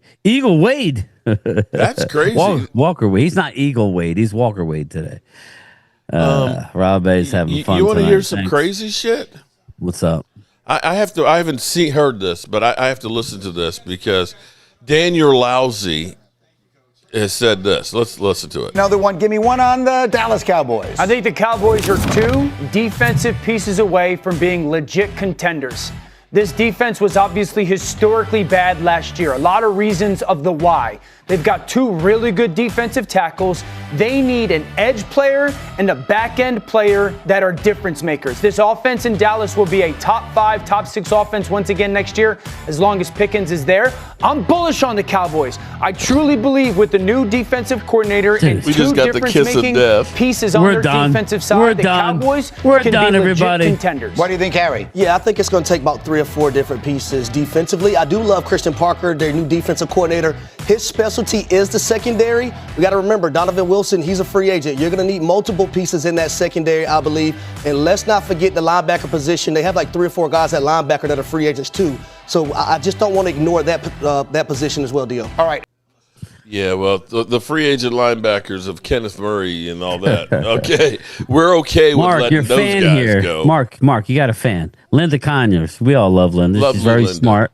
She goes, Mark's hopium and copium is legendary on the internet. See, here's the look at Mark trying to be nice. No, I choose to try and be, Philly 500 is, as he put it, he's the glass half full guy, right? Well, he should I be. try and look at the positive. Okay, now granted, we've been getting served shit sandwiches from the Cowboys organization for years. But you look and you want to say, yeah, it might work, and here's why it might work, Right. Kenneth Murray, he was a team leader. He led the team in tackles. He stayed healthy. Yeah, Matt Eberflus wants him. Matt Eberflus, he did great things with the Colts defense and stuff. Well, maybe it was just the Bears are just a bad team, and it wasn't him. What am I supposed to say? Nobody knows who's going to suck or not. This is what I'll add to that.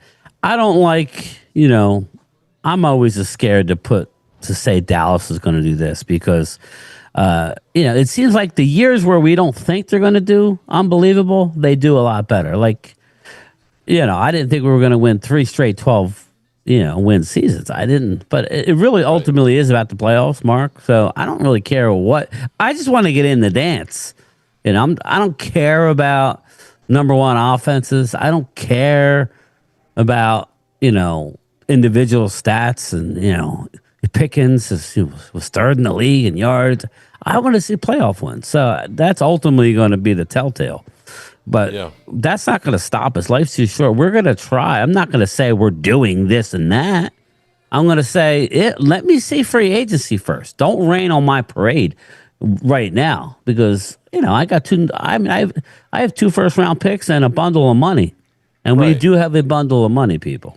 And here's where we can be hopeful because after the process of last year where, we went through, a week and a half of trying to negotiate with Mike McCarthy before we finally let him go.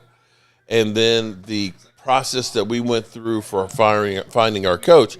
Now, it ended up being, at least at the moment, it seems like Schottenheimer was a good call at hiring for head coach.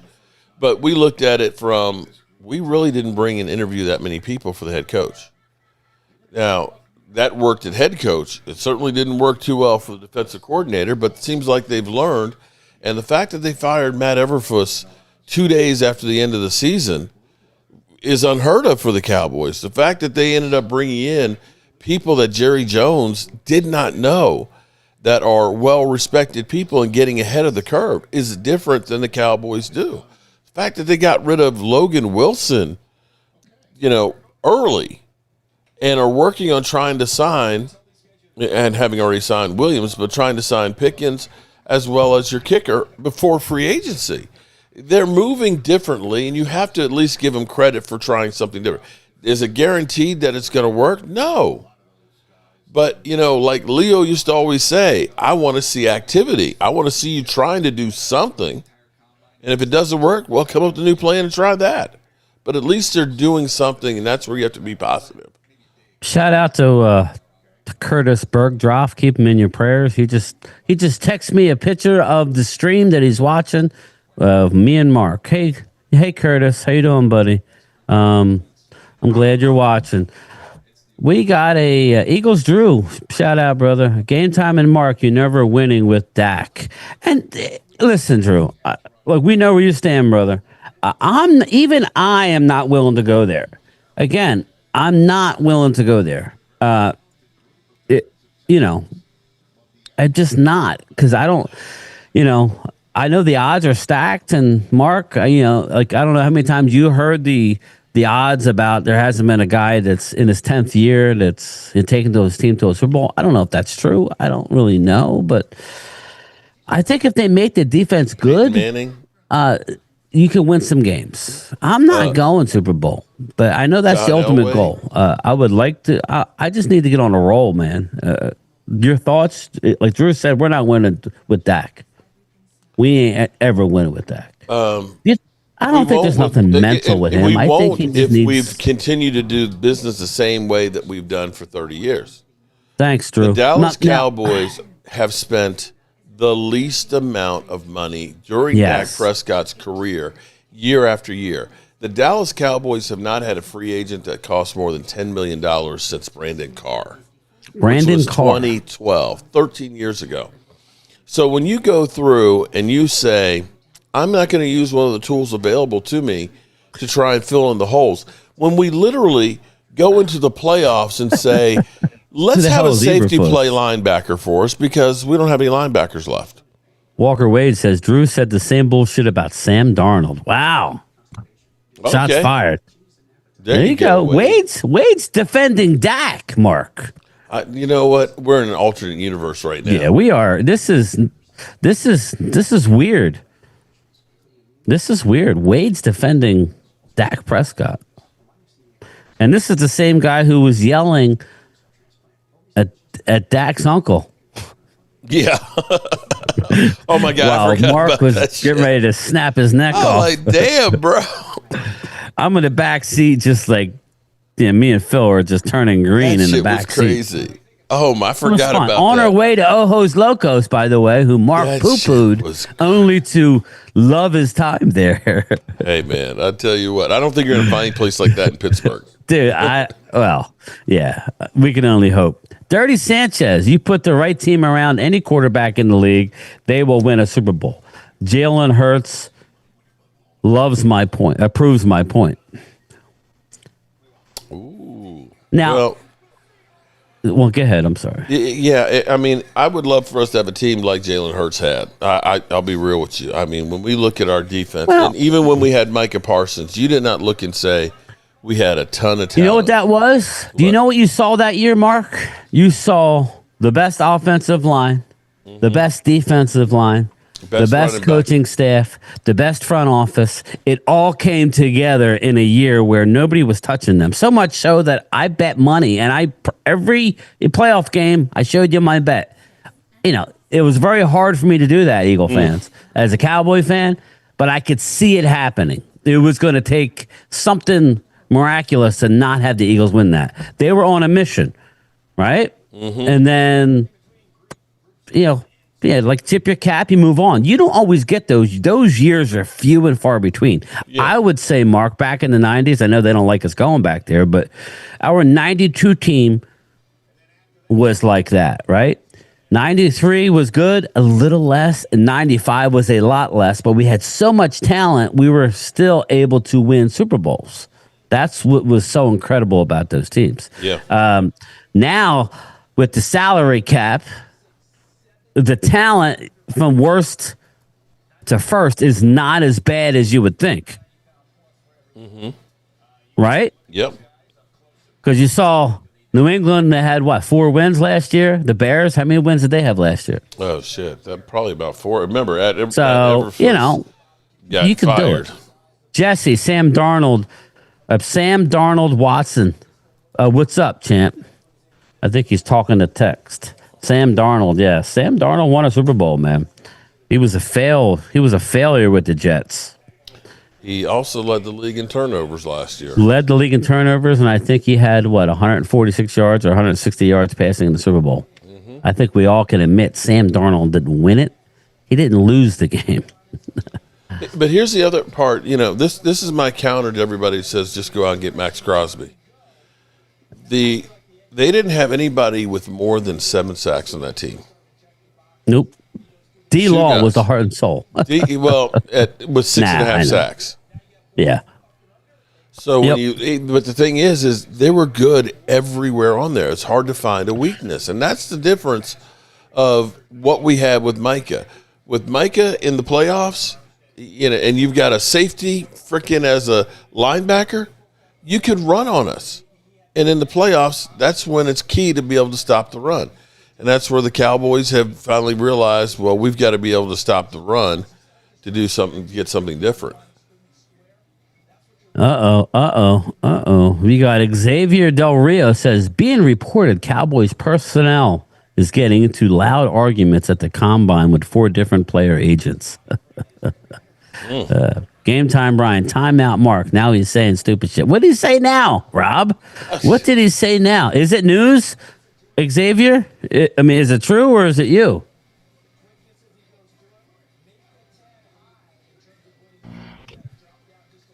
Xavier Del Rio says that the Dallas Cowboys brass is getting into arguments with agents at the combine.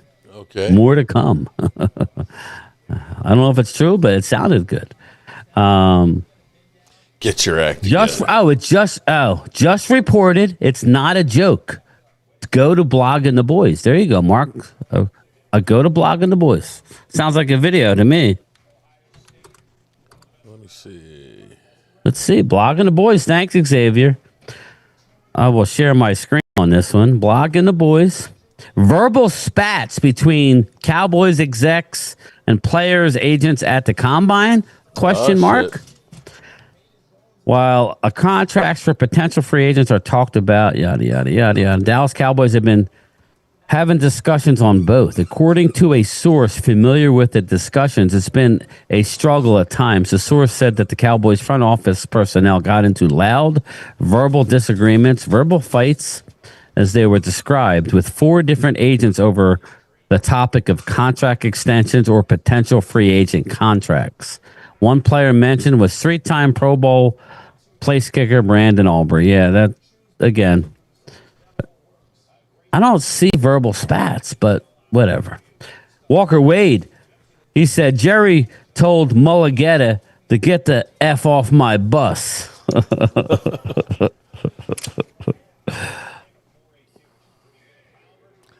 Like I said, be careful what you hear or what you believe that you hear.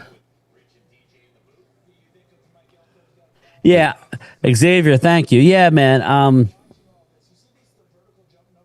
I don't know. Dallas is in the Stone Age when it comes to these things. Are they not, Mark? They just can't understand why everybody's trying to take them to the woodshed with contracts. Is that maybe because they screw them up all the time? You know what? Typically, more the exception than the rule is you just wait out the Cowboys and you're going to get everything that you wanted and then some. Micah Parsons is the only one that didn't. Well, see, that's the one thing. Listen, if we talk about playoff wins when it comes to Dak Prescott, fine. I can't argue. He's got 2. He's lost 5. I can't argue with that. But the one guy who was made to play on the contract and was a soldier, played under the final year, played under the franchise tag multiple times, bet on himself. And I'll be the first one to admit, I get upset when I see his cap number, right? I see it. The no trade clause, But Dallas did that to themselves. Yep. Did they not? I mean, they did. You could have had the Jalen Hurts contract when the Eagles signed Jalen. No, but see, they could have gotten this whole cycle started sooner. Think about after the 3rd year when he was only making $680,000. What if you had gotten that contract done then instead of 2 years later? Right? Yeah. You know what I mean? It wouldn't Lou have been Branch told you they said franchise tag $33 hard dollars, and then getting the $40 million after that. You would have had him there under $30 million for those first 3, those next 3 years. Yeah. But that's the Cowboys' short-sightedness. Same thing with CeeDee Lamb's contract. And that's where I would love them to surprise everybody, and we find out after the end of the combine that George Pickens Lou, I is do under believe contract. And it's a win for George Pickens and a win for the Cowboys before everybody else starts getting paid at wide receiver this year, because it's going to continue to go up. It's not going to go down. There's no good reason to wait longer if you're going to do it. If you really believe in what you keep saying, that we love the guy, we want him here, he's part of the offense, we don't want to change anything on the offense, then get this thing done then. Stop bullshitting. Yeah, Lou Branch says, they really believe Parsons was the problem in the contract negotiations. I do, Lou. I do, because he's the one that reached out to Jerry. He insisted on meeting with Jerry at the Cotton Bowl. Mind you, that's college. That's college playoff. He insisted on a meeting again, talking numbers with Jerry at the Super Bowl, Mark. Mm-hmm. Okay, here's the problem, Lou. I know I'm not, again, there's nothing for me to gain now. He's gone. But the problem was they have narrowed it down to a certain number, a range number that Dallas was actually saying, okay, will you take this? And Mike is like, whoa, we got to go to my agent. And then the agent got involved and said, well, hold up. I haven't been involved in the negotiation the whole that y'all time. been come up with. Right, Mark? And then, not to mention, now the agent has Dallas Cowboys number that they're willing to sign on a dotted line with. Right. That's negotiating in bad faith. Then he goes, oh, well, it is what it is, Lou. Linda Conner says, I love Mark's optimism about his team. It makes gravity, just say that, more effective. Hold up for 1 second here. Now, Calvin. Jerry has a long record of being a problem. I agree with that, Lou. I agree. Hold it. Calvin Watkins said a correction on my end. What is the correction? Yeah, probably about the Brandon Aubrey Hello, number, probably. It's Calvin Watkins here from Indianapolis for the Dallas Morning News. I made a terrible mistake the other day when I reported that the Cowboys had offered Brandon Aubrey a contract of $7.5 million on an average salary. That was wrong. It was a miscommunication on my end. It was totally my mistake.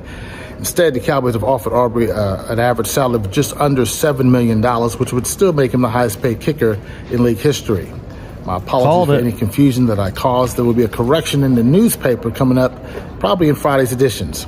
Once again, I apologize for my mistake. As a journalist, it's my job to get it right, and I got it wrong. So I'm sorry. Yeah. Well, that's good that at least he's the one. Okay. Well, again, what did I say before as we started the stream? From what I was hearing, it was a tick below 7, and it sounds like I was right. So when I'm wrong, I'll say it, and I don't have time to always be the numbers guy. But if I'm wrong, I'm wrong. But I was right there. But what's not wrong was they asked for $10 million. That is a fact. Mm-hmm. Bryan Broaddus is on record saying he knows for a fact Aubrey said 10. Well, you always ask for more than what you want. Gives you room to negotiate. And he is 31 years old, and he is doing shit that nobody else has ever done.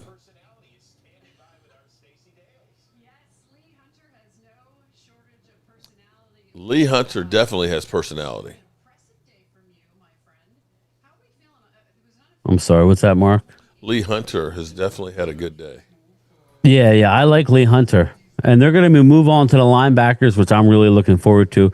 Game time, why Eagles Drew, why is it taking so long to sign key players? That's a great question, man.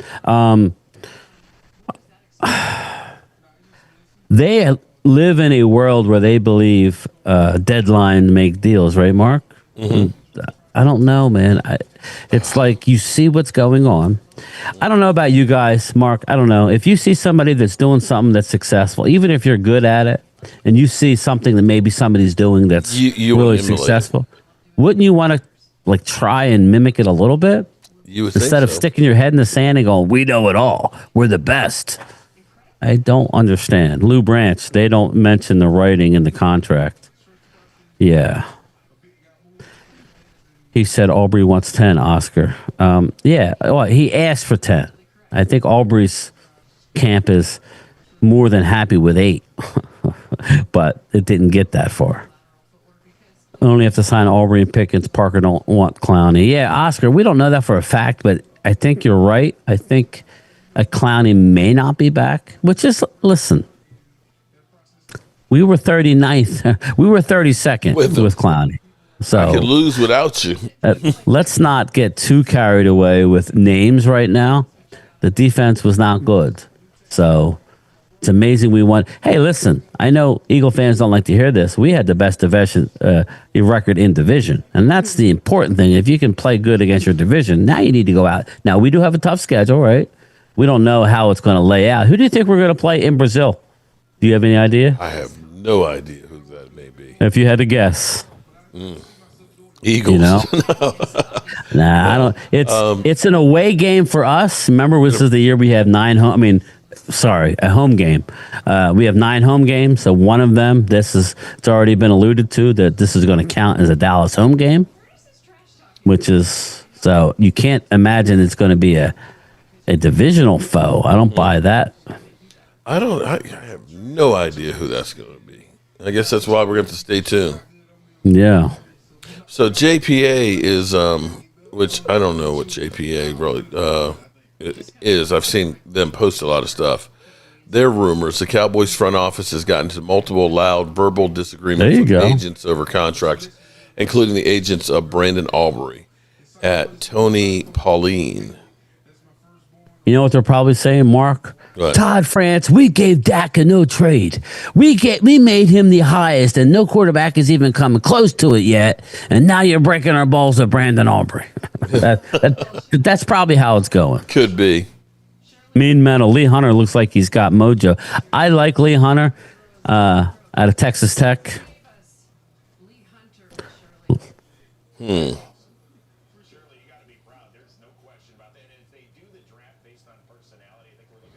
Colts have given Anthony Richardson permission to seek a trade. Dallas did not have a in-person interview with Lee Hunter.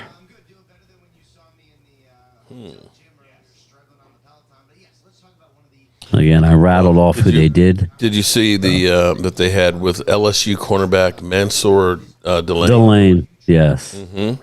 He's a guy I was telling you. He's 5'11", 188, 190, something like that. Topic of discussion he's solid, but he's not. Playing inside and outside as a plus. Desired traits wanted by the Cowboys' new DC. Yeah. Pickett agent is going to get what he didn't get last season from Micah. What he didn't get? I think he got everything from Micah, don't you think? Yeah. He got $47 million. Yep. Doesn't matter who paid it. He got the richest contract non-quarterback in the history of the NFL. Yeah. And blew everybody else's number out the water. Game time, Bryan. A good evening. What's up, Woke? How are you, brother? Long time no see, man. That's not a flex when teams stink in the division. No, I'm not flexing, Blue, but you have to play well within your division. They normally do. So, that's all I'm saying, Lou. We'll see what happens this year, though. Here's one thing I don't understand here. Okay, now Max Crosby, technically, he had a procedure done on his knee that it was basically a complete overhaul of his meniscus. It's still going to be a couple of weeks, if not a couple of months, before he's going to be able to even pass a physical. Now, we got everybody and their sister talking about trading him. So when I look at another one, which is Tyreek Hill, everybody's, Tyreek Hill's going to go, blah, blah, blah. Yeah, he's shot. He may not ever be able to play again. How are we already determining if he is going to be going? I believe that he may be dealing with a drop foot situation. He's got nerve damage. He's got another surgery, a la Jalen Smith. Yeah. And Jalen Smith Jimbo, was great young video yesterday. Thanks, and not brother. chasing after all these baby mamas. I got to start using my other camera, Jimbo, but it would require me to come home and actually edit, and I haven't figured that out yet. So I use the cell phone for now. Jimbo, facts. Lou Branch. No deals will be given to Dallas for Pickens with his agent, Lou Branch. I don't know about that, man. This is what I would tell you, Lou. I think Jerry Jones does not want to come away with this looking like he has egg on his face. He actually did something good. He won a trade, right, Mark? Mm-hmm. I would say it's fair to say that we owned that trade with the Steelers. If anything, that may have, we don't know. That may have led a little bit to Mike Tomlin saying, I got to get out of here. Mm-hmm. I'm sure he was on board with that. He couldn't get along with George Pickens for whatever reason. Dallas, for some reason, loves George Pickens. Do they love him $40 million a year worth? I don't think so. I think he'll play on the tag. He'll play for $28 million. That's what's going to happen if they can't agree to a deal.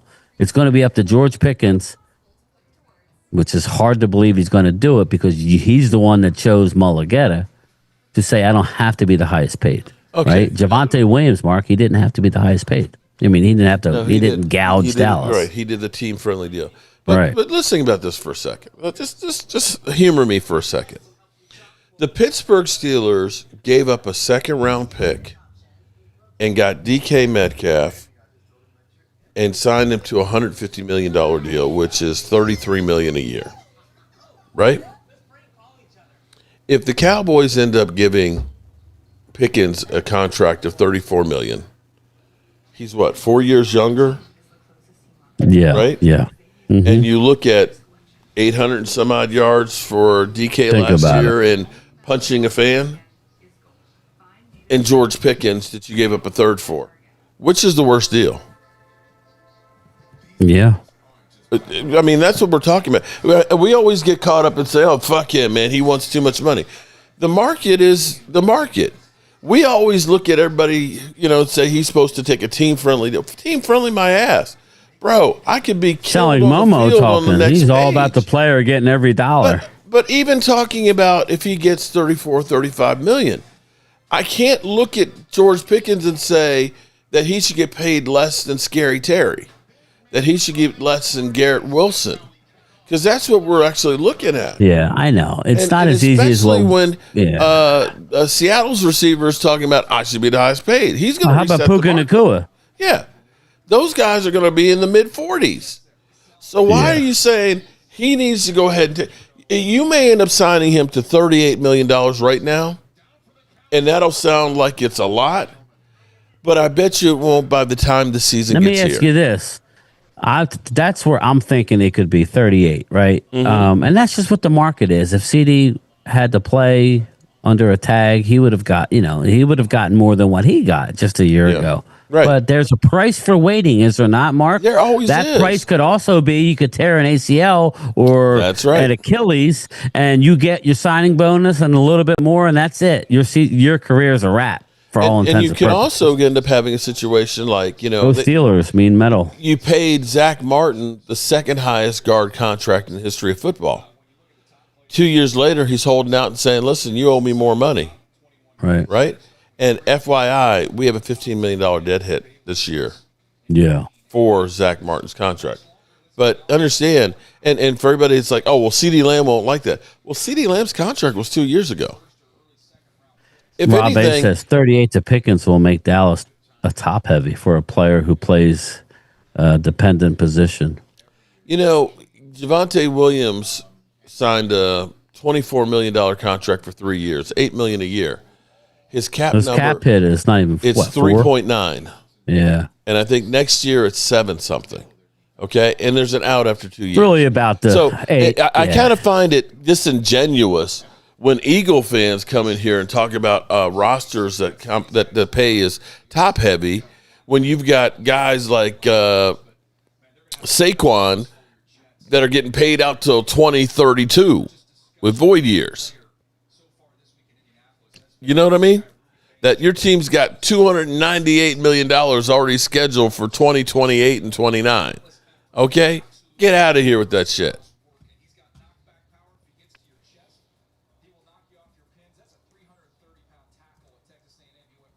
Browns. Any Cowboy fan that thought that Dallas may be have a chance at Devin Bush, Browns think that re-signing Devin Bush is a high priority. He's a linebacker for the Browns, very good linebacker, a little around the league.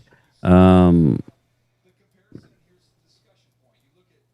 Vikings and Anthony Richardson have a mutual liking, so there's a possible trade to the Vikings.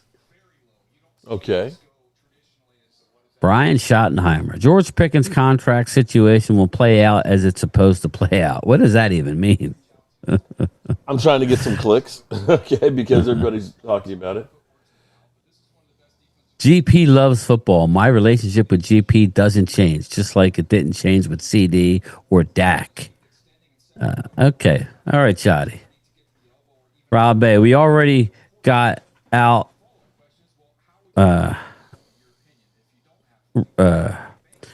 please dumb it down for me. We already got out ROI.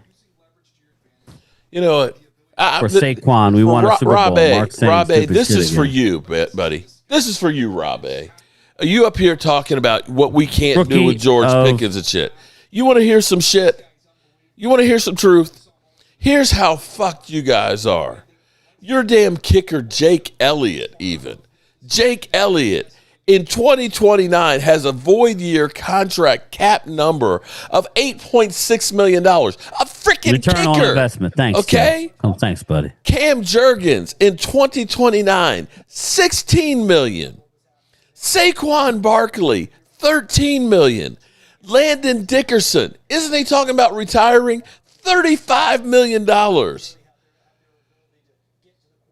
Lane Johnson, 22.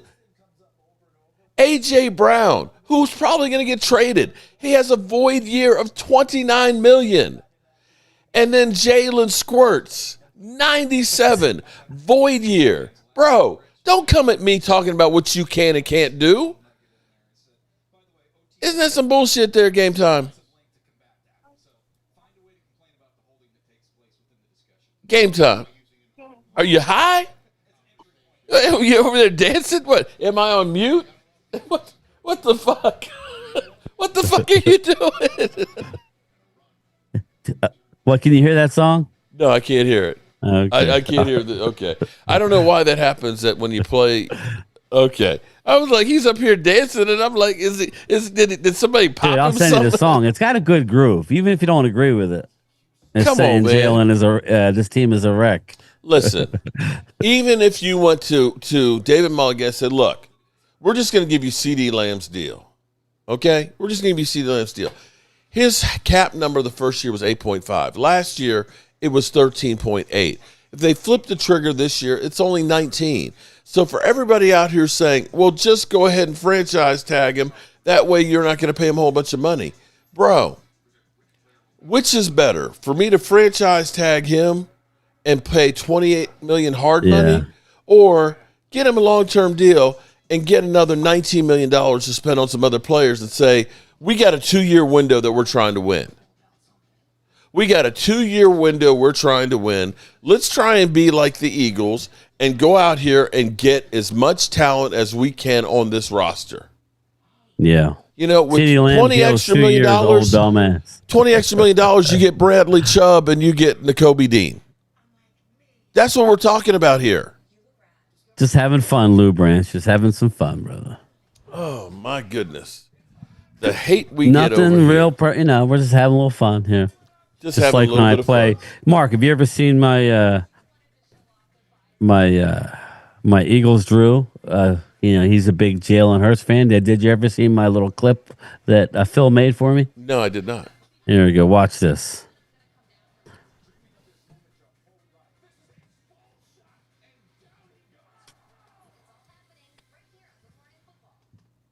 The Eagles Drew clip.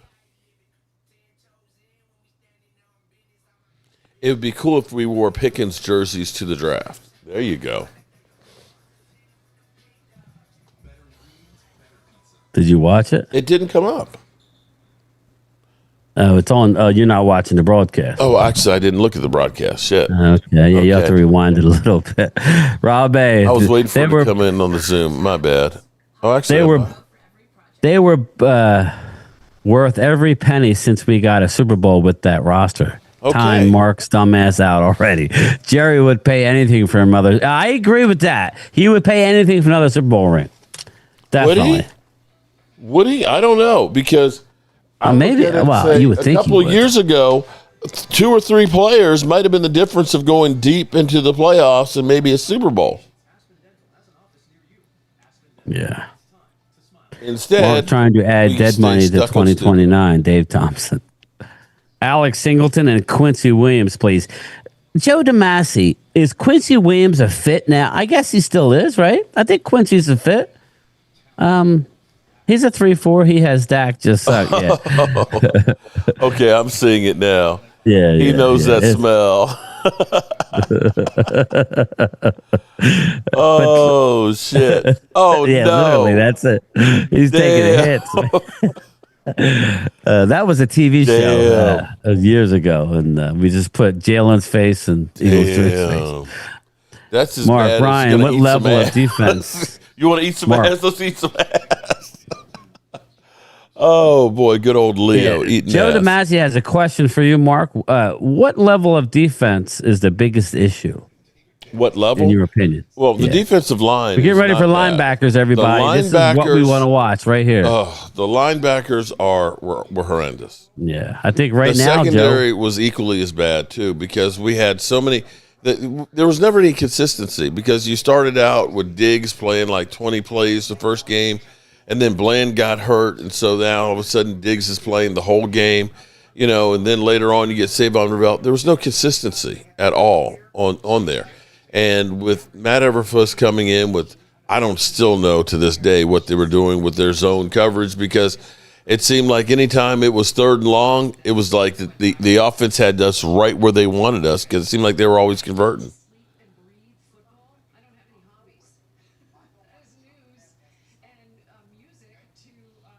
Reuben Bain Jr.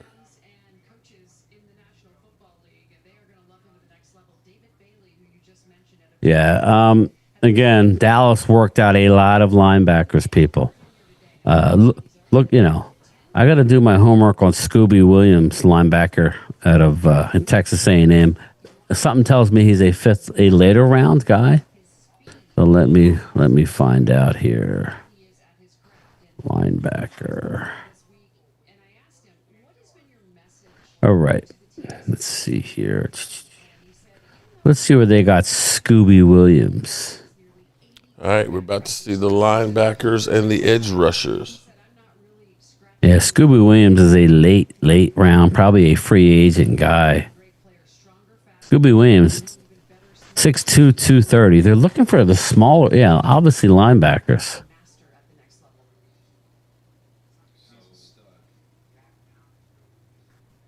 Yeah, I like Colton Hood, yet another 6-foot guy, 185, 190-ish. Joe DeMasi out of the University of Tennessee. I like him as well. Again, everybody's assuming we're taking Delane. I don't think that we are. I don't. But, I was wrong last year, so we'll see. Obviously, you want to look at C.J. Allen, our new linebackers coach. Coached him at the University of Georgia. PFF has him as his number 19th overall player. 3rd linebacker out of this class.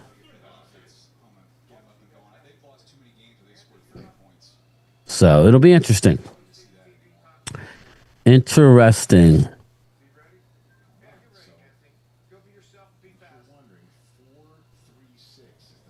Schumann trusted Allen to run the defense at Georgia, Joe DeMasi. Yeah, man. We got Vincent Anthony Jr. This is still defensive lineman? What's going on here? Yeah, this is another D lineman. I thought they were done with D linemen. Well, it's edge rushers and supposed to be edge rushers. Okay, I guess we already had most of them. Okay. Not edge rushers. It's linebackers and D tackles. No edge rushers today. Edge rushers, I believe, are tomorrow. I think I made the thumbnail. Are you streaming tomorrow, or? I think I could. Tomorrow is wide receivers and offensive. Saturday, I'm not going to be able to. At least not when it starts. I could go live later. I'll probably go live later. Well, cornerbacks will be tomorrow. No, right? No, on Saturday at 1 o'clock. But I'm working, so I won't get done until 2:30ish. So I'm probably going to skip Saturday, and because I got live stream with Phil at night. Mm-hmm. But we'll see. Maybe I'll go on for a little bit. I'm hearing rumors that Eagles are going to take to my Eagle people. Let me put a poll question up.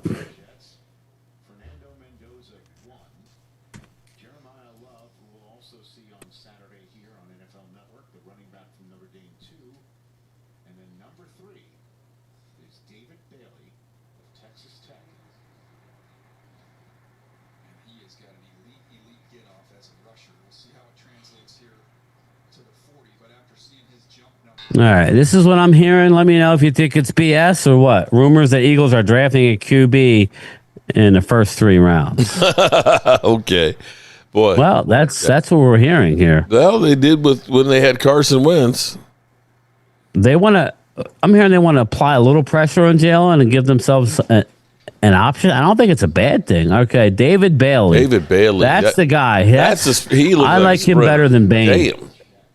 I like him better than Bain. Yet another Texas Tech guy. David Bailey. I think he's a stud. He's a stud. Stud right there. Stud.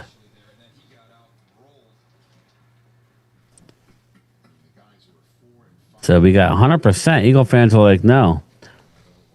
Let's see here. 7 votes. They don't want to touch it.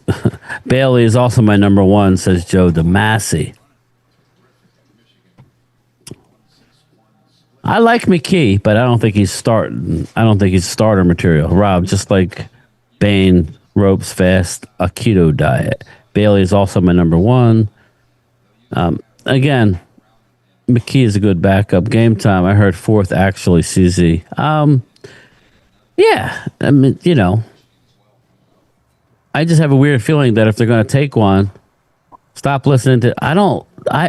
Eagles Drew. Again, I haven't watched Jacob in forever. So I don't know what you're talking about. WIP, very little bit. I listen to the sports writers and online stuff. That's where I get my information. Just, the same ones that they're saying that there's a good chance A.J. Brown's going to be traded. So if I'm wrong with that, then you can come on and tell me what an idiot I am. If I'm right, then, kneel before his eyes. I'm an idiot? Still doing down linemen. I thought we were doing linebackers. I guess this is wave 2. Well, David Bailey's an edge rusher, I guess. So you're right. These are edge rushers. Yeah, these aren't our big fat interior defensive linemen. I got you. This would be exterior, I would say, or defense. Let me see here. Rusher.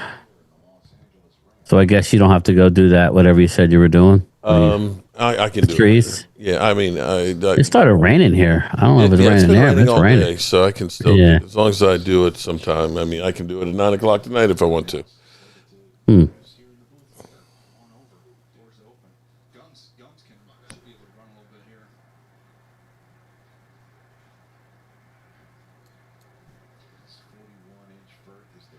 It's funny because Holmes keeps talking shit about our cap situation, and the only thing Mark preaches about is the triggers Dallas has on the table that will put Dallas in the same position. No. Because, we do have triggers, but we also have... That's actually a good question, Jimbo. Do we actually let go somebody like Terrence Steele? Because we could cut Terrence Steele and get ourselves $10 million. $9 million I don't think that's a right smart now. Move, man. Huh? I don't think that's a smart move, though. Yeah, but $18 million for Terrence Steele? Then who's going to be your right tackle?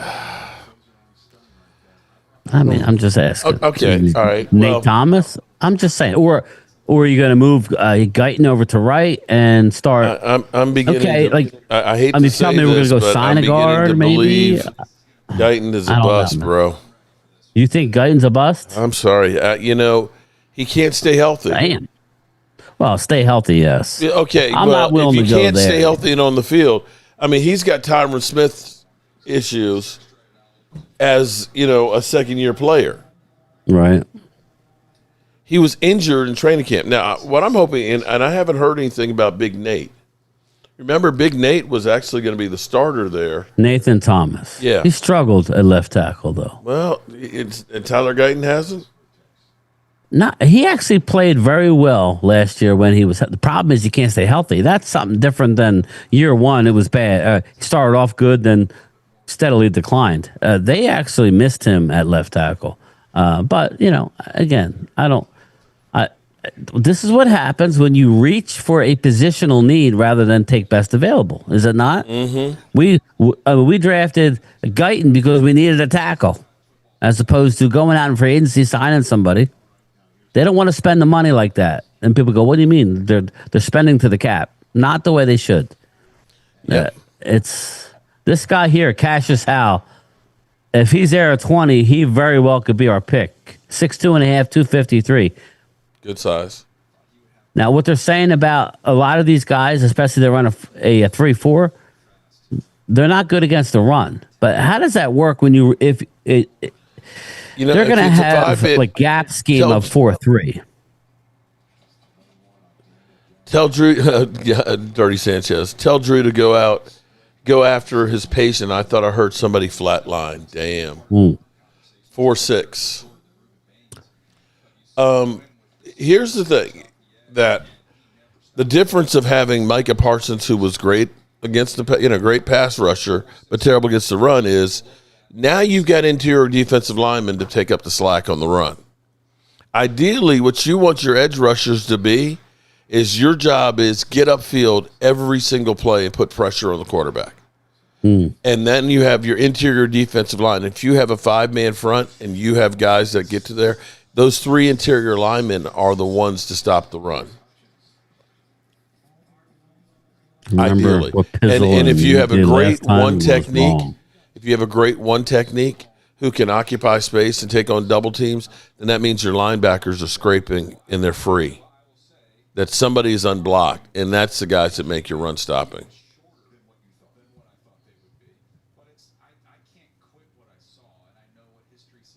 I'll let you know who they've worked out. Let's see here. They worked out Cassius Howe, David Bailey, Reuben Bain. They did not work out Marvin Jones Jr. And can you imagine if they draft Bain, the shirts that'll come out? Oh, God, yeah. Oh, the Dark Knight. Okay, Bain. He should be long gone. He should be long gone, unless there's some sort of gas mask incident. There's not everybody can be gone. What's up, CZ? Not everybody can be gone by 12. No, you're right. But I've done enough mocks that he's gone. I don't understand this because, I get Rob A, who literally, I think he would sooner step on me. Sounds like it. And stuff. But then I get John Wembley here, who's an Eagle fan, who keeps offering me a free a membership of being an Eagle fan. Which is it with you guys? Do you love me or hate me? Let's see.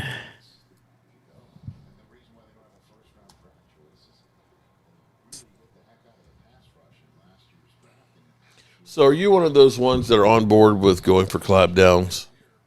Yes.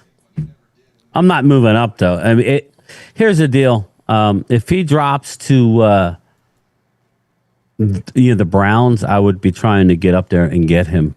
Again, it wouldn't be as bad as you would think, Mark. You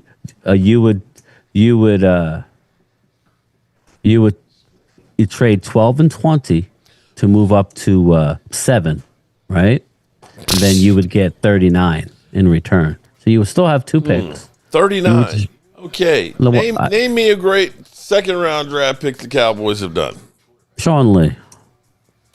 So we're going to go back to, 2011? Well, I'm just saying, if that's the case, then you're probably ecstatic that we don't have a second-round pick. Yes. Yes, because Caleb Downs is not hard, Holmes. You know how many times I've been hopeful that a second-round pick of ours is going to be great. Oh man, we got Schoonmaker. Maybe we're going to be like the man, we're going to be like New England. Back when they had Gronk and Hernandez. Man, we're going to have 2 great tight ends. Yeah, what did we get from Schoonmaker? Sam Williams. Man, that dude is 6'4", 260, and runs like a 4.5 40. He's going to be an absolute beast. He's Randy Gregory light, okay? Randy Gregory. Oh, my God. Hey, he was first-round talented guy, man. I can't wait to see him on the field, man. Pass the Dutchie from the left. Didn't bust a great. Tristan Hill, hey, interior defensive lineman. Yes, you're right. He's 34. got a little bit of an attitude and doesn't want to practice and things, but he could be good for us. He says D-Law. Hey, he's also, we get a bonus. He's a rapper, we drafted D-Law in the second round. Oh, boy. D-Law was one of the, Sean Lee, D-Law, 34. and Diggs. That's the list in the last 15 years. Let me see. Let's I'm pull that you, bro, list up. Bro, the highway is littered. You can't be scared. That's the problem. Bro, you know what? As good as the Cowboys have been with first-round picks, and this is why I'm talking about don't trade them. Don't trade them. Let the Cowboys do what they do with first-round picks. because we're hitting about 80%. We hit about 80% of our guys being Pro Bowl players. All right, let's go back 15 years. Here we go. Let's go. Sean Lee in 2010. Yes. Bruce Carter, 2011. Womp, womp, womp, womp.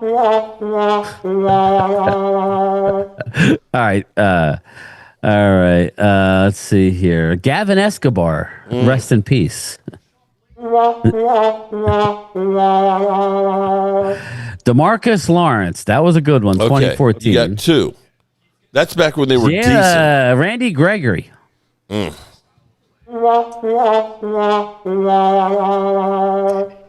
Jalen Smith.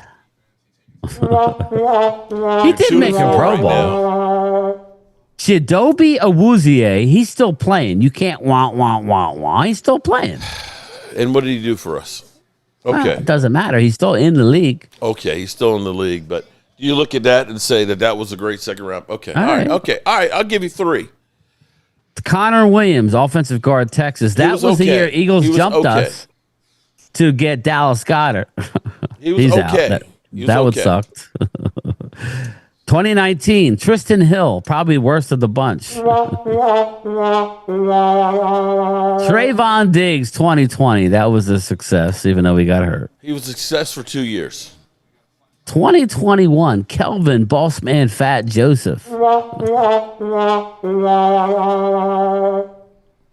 2022, Sam Williams. I guess it's kind of beat. And we haven't had a second round pick the last 3 years. We traded him. So. Huh? We didn't have. We traded for defensive tackle Mozzie Spit in 2023. You drafted Schoonmaker. You got Marshawn Nealon in the second round. Yeah, Driggs, Marcus Lawrence, Sean Lee also.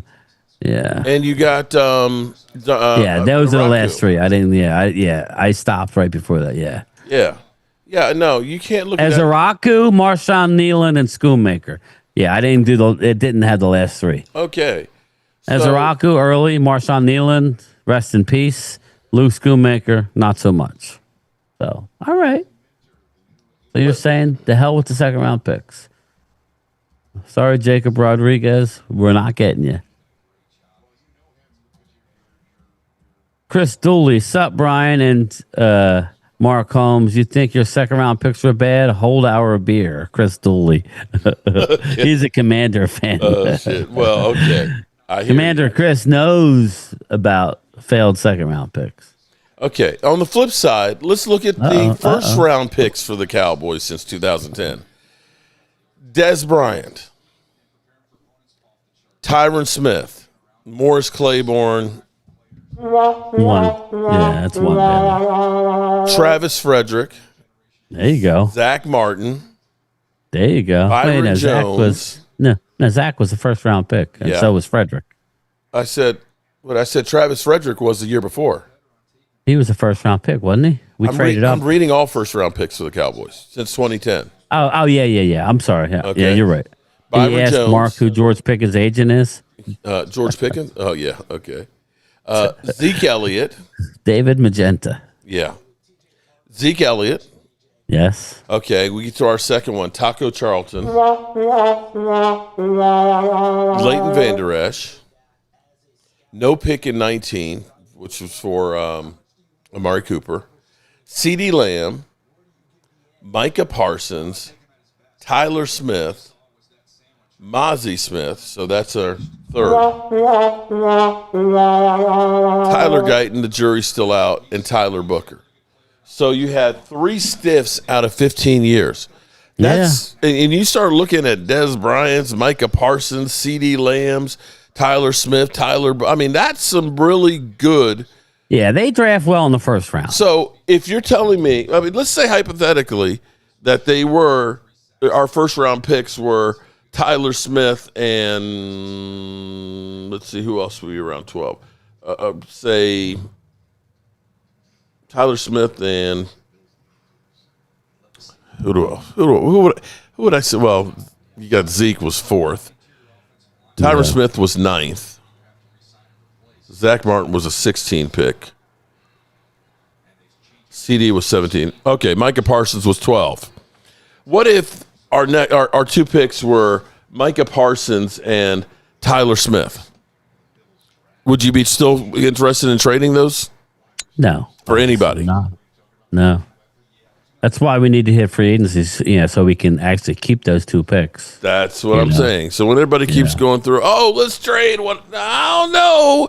The one good thing I know, you're gun shy. I know. I'm just I'm trusting the evaluation of the players that I have. But again, I'm just a mailman from South Jersey. I feel like there's more value in the second and third round, and I would like to trade down from 20 because that player 20 is similar. Now that's different. Yeah, trading down to get more capital, more picks. Yeah, but I'm not trying to trade two picks. Oh, I got you. I got two first to get one guy in the first round. To me, it's the same. I understand what you're saying. I do. Now, look at this guy here, Mason Thomas. He's an edge rusher out of Oklahoma. I like him. He would fit a 3-4 look hybrid very well. He's rising up the draft boards. He just false started.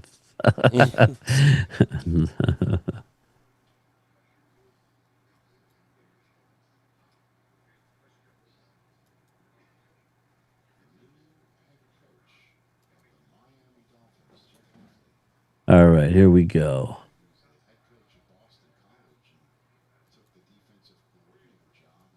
CZ, this stream is way more fun than I thought it would be when I first saw Holmes. Who said that? They love you now. See, it's a happy family. Why does everybody always give me shit? We love to hate you, John says. Mark hit the shot from Mozzie one more time. I did text Randy. He's thinking about it. I'm like, Mark needs somebody to throw lollipops at. Dude, that was about as funny. Oh, shit. Well, we were standing. Give that man a lollipop or something. Dude, you were. He was so pissed. Oh, Jesus Christ, man. But you know what? He was right, though. We were giving him the benefit of the doubt. Him and DMV were the only ones that. DMV's like, oh, man, that wasn't good. He went ballistic. And Randy Stites was just going nuts. Man. We're Now, really, there was nobody that really. I mean, I would have rather have had my Joey Porter Jr. He's still in the league playing good in the secondary. So you know, you probably won't get this one, but this was him. Well, that's great.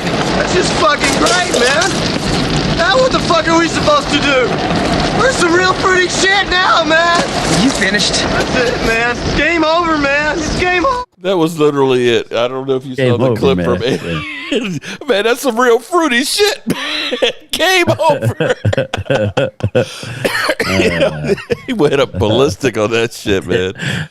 Oh, and fuck. I think by that point you had it. You had been standing on that concrete for a long time.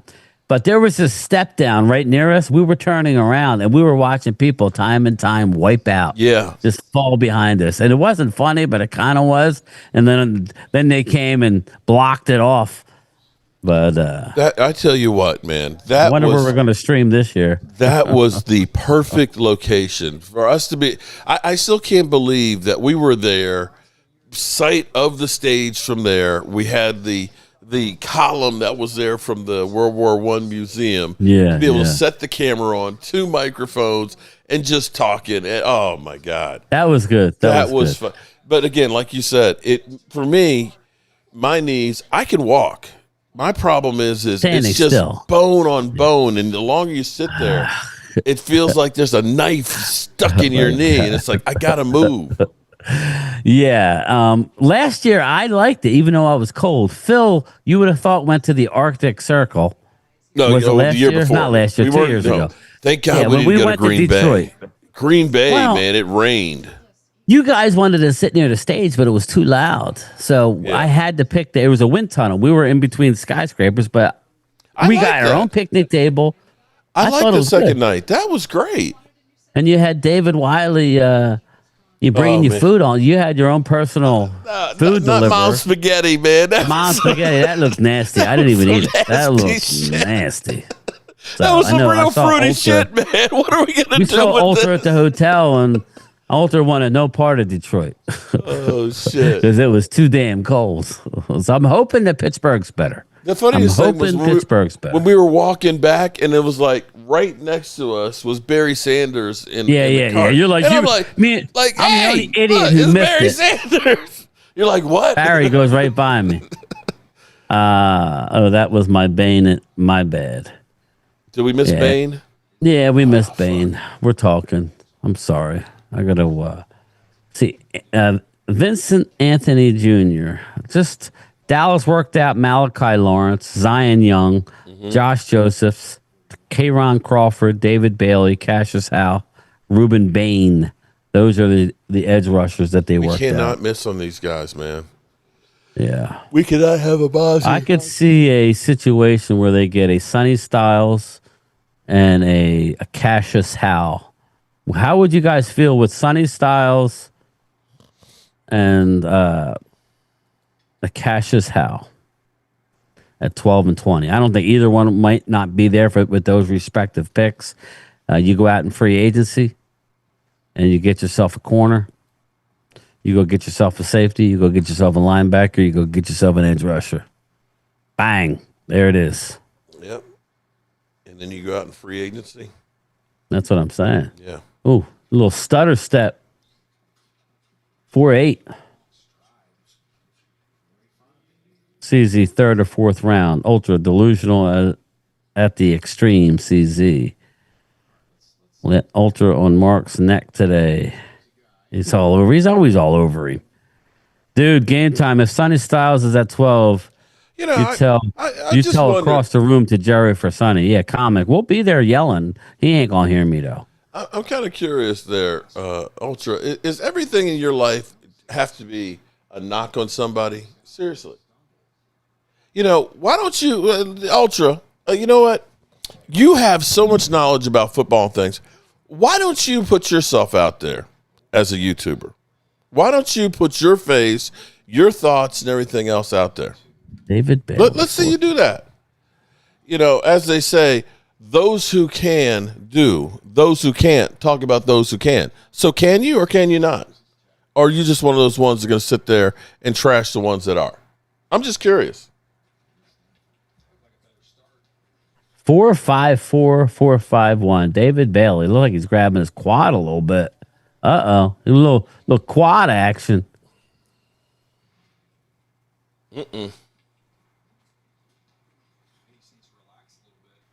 You did literally falsely accuse a man of being someone he's not, so it's valid, Jimbo. No, you were doing that shit before. By the numbers, edge rusher, Brian Burns. Jayshawn Barham.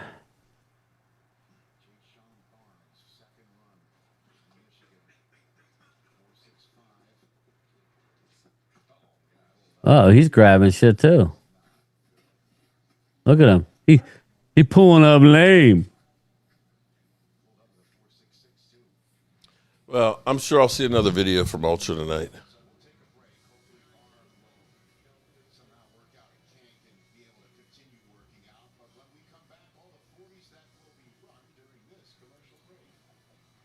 Yeah, these guys, you would think that these guys would be not pulling muscles at the combine. A controlled environment, in the warm, indoors, working out a lot. There's a guy that should have probably came out last year.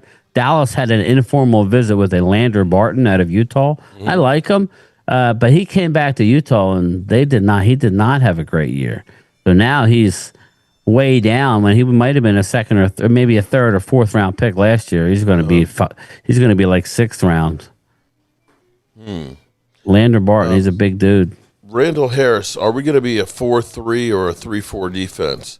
Well, they're saying a 3-4 defense. That's a hybrid. So there's your answer.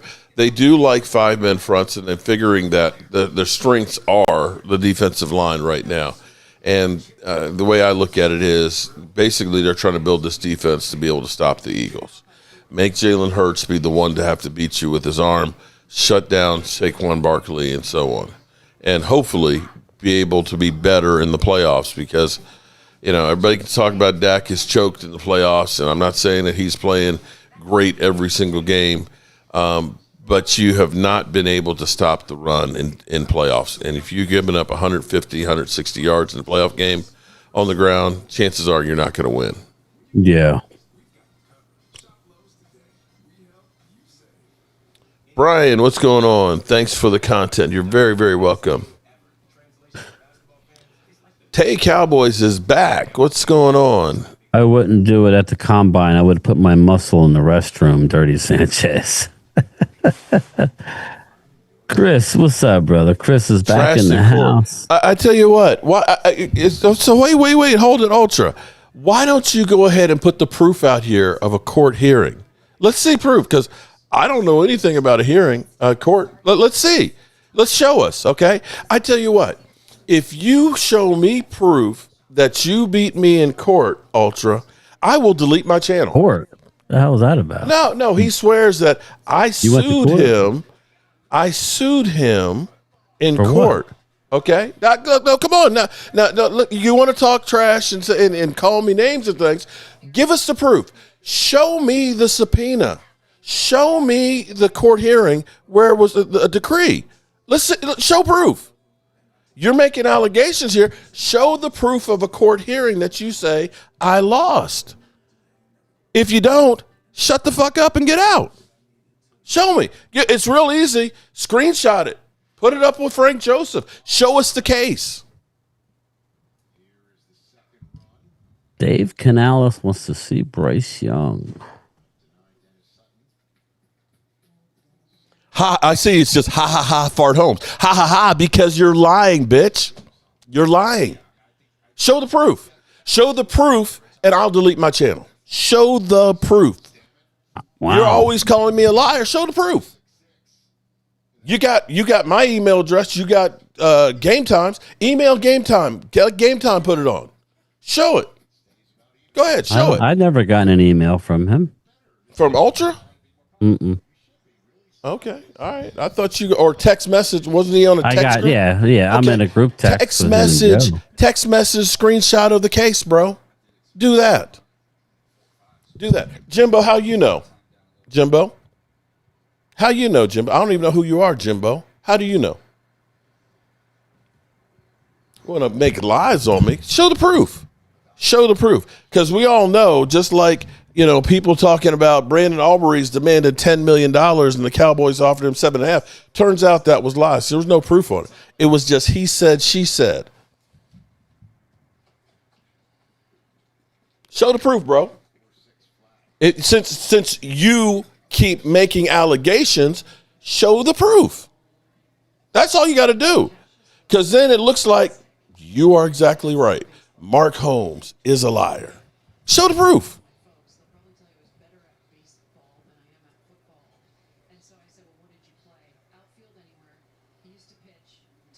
A lot of chatter for a bunch of trades for backup quarterbacks. Sad reality.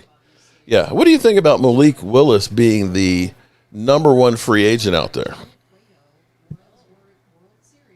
That was I saw Bobby Belt's list about Malik Willis being a risky free agent get. I like him. I think he's come a long way in Green Bay. I think he might. Not Green Bay. Yeah, in Green Bay. I think he's better than Lamar. He might be better than Lamar Jackson.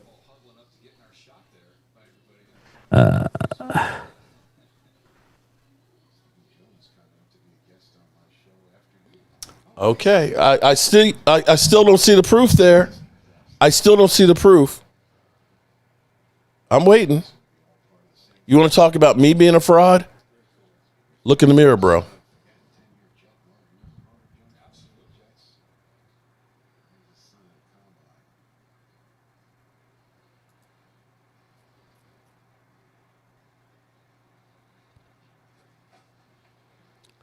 So Terrell Owens says Devontae Smith and A.J. Brown are both top 5 wide receivers right now. So with the Eagles bringing back, because this is where, what do you think? Are the Eagles a better team bringing back A.J. Brown or are they better off getting rid of him? The unknown would scare me, right? This is an organization that drafted Jalen Reagor and Nelson Aguilar. Mm-hmm. So if you're telling me you're getting draft picks to get a receiver, I would be leery. If you're telling me you're going to bring in a free agent, it definitely does not make them any better. On the flip side, what if he's T.O.? Right. Year? On the flip side, a ticking time bomb, is it better to get rid of him? I would say they're better with him. Point blank, they're better with him. I know there are two teams, and I think Eagles may be able to get more value than what everybody's thinking because of Mike Vrabel. And Buffalo are going to be hot. Supposedly, Buffalo's hot and heavy for him. So, and that's two teams within the division going, trying to bid against themselves. So who knows? If I told you the Eagles get a first-round pick. Ultra, if you beat me in court, why won't you show the proof? Why wouldn't you show the proof to the world? Aguilar bailed out in the Super Bowl. I'll never forget that. And I'm just keeping it honest. I'm not trying to hammer you for your picks, but, your receiver in the first round, Jalen Reagor, he may be out of the league. Nelson Aguilar at least went on to play with other teams, the Raiders being one of them. Still didn't live up to the hype. Great. Not a first-round drafted wide receiver. In fact, first-round drafted wide receivers have a higher fail rate than almost any other position, believe it or not. This is interesting and I want to hear the whole interview. You know how they go through and they break up bits and pieces. They're finally getting it of instead of putting out the whole interview, break it down to little segments of it. That way they get more play from it. But Schottenheimer talking about George Pickens, unless they're going to do what they did to Matt Everfuss, which was get rid of his player there at the last second, it sounds like George Pickens is a big plan in the future. Listen to this. Nick, they've done more than I have because of the defensive search, all that stuff, but they've got a really good feel for what we've done and how we can build on it. And, again, starting point's going to be moving GP around. GP's a guy that, again, he wants to be moved around. He likes it, and it challenges him. It keeps him engaged and locked in. But they've got a good start on that, and I got to get caught up a little bit. So they want to definitely move George Pickens around. That's the thing that people don't understand the value of. When you think that Ryan Fennoy is a great receiver, Ryan Fennoy is Cedric Wilson 2.0. Cedric Wilson had one really good year, and that was because we had Amari Cooper and we had CeeDee Lamb. You can't cover three guys. And so he ended up having, 620 yards, I think it was? Right. As the third wide receiver. But look at him after he left. I don't think he's got 600 yards in the 3 years since he's left, between New Orleans, Miami, and things like that. And so there's some people out there that believe, well, Ryan Fennoy, he's really good, man. He can just step right in there. Bro, you're talking about Noah Brown 2.0 right now, or Jalen Tolbert. George Pickens drives that offense. And you hear Javonte Williams wanting him back too, because he recognizes – when you got George Pickens and CeeDee Lamb, it's hard to put 8 men in the box. That opens up everything for everybody. So beyond just the 1,400 yards that he gets, he opens the door for everything else on the offense. It's too much to cover. And that's what we need on the defense. The problem on the defense was it was Micah Parsons. And if you can control Micah Parsons, there wasn't that much that you really had to worry about. You could hit someplace else. Yeah. It's the strength of numbers that people don't get. Eagle fans, are you looking at, hey, what's up, George DC for life? How you doing, brother? Eagle fans, have you thought about getting an offensive lineman in round one? They might need to. Well, this is their last few. I'm going through their picks. Their last offensive lineman they picked was Andre Dillard. So Danny Watkins in 2011. I'm looking at their first-round picks. Last year, Jihad Campbell. It's early to tell, but he seems like a decent player. Kenyon Mitchell, great pick. Nolan Smith, he's good. Jalen Carter, great pick. Jordan Davis, good pick. Devontae Smith. Those are your last six first. That's the last 6 years.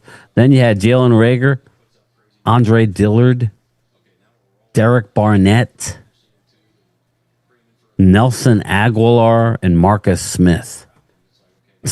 That was a horrendous 5-year stretch of first-round picks.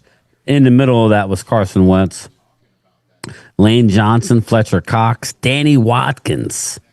I think he was a Canadian. Brandon Graham, Jeremy Maclin. So, yeah, I mean, it's Sean Andrews. I think he's Jerome McDougal. It's crazy. Just looking at, just interesting going back, looking at our divisional first round picks. Downs believes he's the best defender in the NFL. Eagles need 2-3 O-line picks. Philly D. Robert Newhouse. What's up, Riz? How you doing? Arturo says F the birds. F the birds is right. So what do you think? I believe that the Cowboys are going to shock the world and that they're going to get a long-term deal done for George Pickens. George Pickens? Yeah. I think I think it's going to be sooner than later. They would be wise to do it sooner than later before everybody else. It's only going to get worse for them. But that's never stopped them before. But, you know, if Jerry really means that he wants to retire, which I hate to say this, retiring is he'll be there till the last 6 feet breath. under. He's not retiring. I don't know where that is. But when he finally walks away and gets buried at midfield, the only way that's going to happen is they're going to have to do things differently than the way they've done before. Well, here's the deal, everybody. You got two guys that are in line for, Puka Nacua, right? Mm-hmm. Jackson Smith and Jigba. Mm-hmm. And, you know, they're going to reset Romeo Dubes, the fathead. I don't know what he's going to get, but there are a couple. I would say this: if we franchise tag him, he's gone. Then after this year, do you agree with that? Yeah, you're not gonna. Yeah, you're not gonna. I mean, you're not going to sign him to a long-term deal. They did it with Dak, and I don't think it worked out well for the club money-wise. So you either got to decide and pay him now or don't. I think they get it done. It would be. It's just amazing. No. To say we're going to spend $27 million. $28 million, which would be, it's going to be the second highest cap hit because you know they're going to flip the trigger on Dak and CD. What's up, John Wimberly? So to say we're going to flip the trigger, we're going to tag him and pay him $28 million. To me, when you look at how many times the Cowboys have used the tag, I think that's part of their financial problems. They used it on D-Law. They used it on Dalton Schultz. They used it on Tony Pollard. They used it on Dak. Those are hard numbers. You've paid CeeDee Lamb 2 years already, and you've spent $21 million on the cap. And you're going to turn around and spend $28 for 1 year of George Pickens, and then he's going to walk? How does that make any sense? It doesn't make any sense at all. So that's the one that I think they get done. And that opens up more cash than restructuring somebody else. That would be my thing, but then again, and I would rather have him happy and here for off-season workouts and not risk having a CeeDee Lamb situation, a Zeke Elliott situation. I don't want any holdouts. I want this group of people that come day one of off-season workouts, that we have everybody there happy, excited, and working out together. That we've already got whatever free agents that we were going to sign, that we've got them early, so they're there, assimilating with our new draft class. I don't want to wait and sign a Clowney, week 3. Get me everybody here so we can get everybody on the same page and hit the ground running by the time we get to training camp without distractions. You would think that would be the way you'd want to go. You would think that's the way you would want to go. I mean, let me just rattle off some of the contracts that have recently had. Garrett Wilson, 4 years, 130, 32.5 AAV. Mm-hmm. Right? DK Metcalf, 4, 132, $33 million annually. CeeDee Lamb, 136, $100 million total guarantees, $34 million annually. Justin Jefferson, $35 million annually, $110 in guarantees. Jamar Chase, $40.25 million annually. 4 years, $161. So again, don't look so much at the annually. Look at the total guarantees. Right, Mark? That's how you look at a contract. Yeah, it's really the guarantee money is the bottom line on it. You know, Puka Nacua. Listen, I'm not here to. Momo thinks I'm trying to steal from the players. I'm really not. I'm just trying to, have the best of both worlds. You want to know the reality is though. It doesn't matter how much. Isaac. It doesn't really matter how much you make. It's really what do you do with the money? Because for somebody like Stephon Diggs, if he makes another $10 million, is it going to make a difference in the rest of his life? Because he's just going to blow it, right? I mean, we're talking about if you're telling me I got $30 million for 1 year and I take, a third of it and I put it in the stock market, with normal rates, I'm getting $1 million a year every year for the rest of my life, and I don't have to touch that. So, the difference of getting 34, 36 million, is it really going to change that person's life other than to be able to say, bragging rights, I was the highest paid? And sometimes when you think about, say, DeMarco Murray, who took the bag to go to Philadelphia and was there for 1 year, do you think that was that made him happier than if he had been in Dallas? Do you think that Micah Parsons is actually happier right now with more money in Green Bay than in being in Dallas? Yes. Yeah. That's the thing you got to look at. No, he's not. No, I'm sorry. I was texting. No, he's not happy. You could tell. You could tell he's not happy. George DC for life. What's up, brother? That's my Fox cameraman here. Pickens already said he wants to stay in Dallas. He likes Shoddy, Dak, and a CD. He didn't have that in Pittsburgh. I believe he's going to stay in Dallas. Now, to Rob A's point and other people, they think that it's not smart business to allot that kind of money to those positions. I would say this. That's the price of doing business here. You have to... I think it's smart. Don't you think it's kind of cyclical where you're going to have the offense maybe your high price point, and then over time it may go to the defense? Dallas is going to probably, we'll see what they do in free agency, but they're going to have some high capital in drafting, right? So maybe the offense is going to, quote unquote, cost more money. Had Tyler Smith have the deal. I think the defense will be cheaper. You might, it is what it is, right, Mark? Right. I mean, no. It's kind of disingenuous. I'll be right back, everybody. Okay, Sorry. It's kind of disingenuous to me that the Eagles say, "Well, you can't pay two people at that position," but you guys did. You ended up paying A.J. Brown 32, and Devontae Smith got 25 there, as while the same time you were sitting there paying everybody on your offensive line, and you can look back and say, maybe paying Cam Jurgens wasn't a good idea. You allotted so much money to your offensive line, but it won you a Super Bowl. And if the Cowboys end up, hypothetically, they end up signing George Pickens to a deal that's, $35 million, hypothetically, and the first year it's $8.5 million, the second year is $13 million, and then they flip the trigger the following year and it's $19 million. Okay. And the money that they save on that for this 2 or 3 year window, they invested on other players. They invested on getting themselves, players on the defense and keeping those numbers cheap. Isn't that exactly what the Eagles did? Am I crazy here? Because your ticking time bomb is 2029.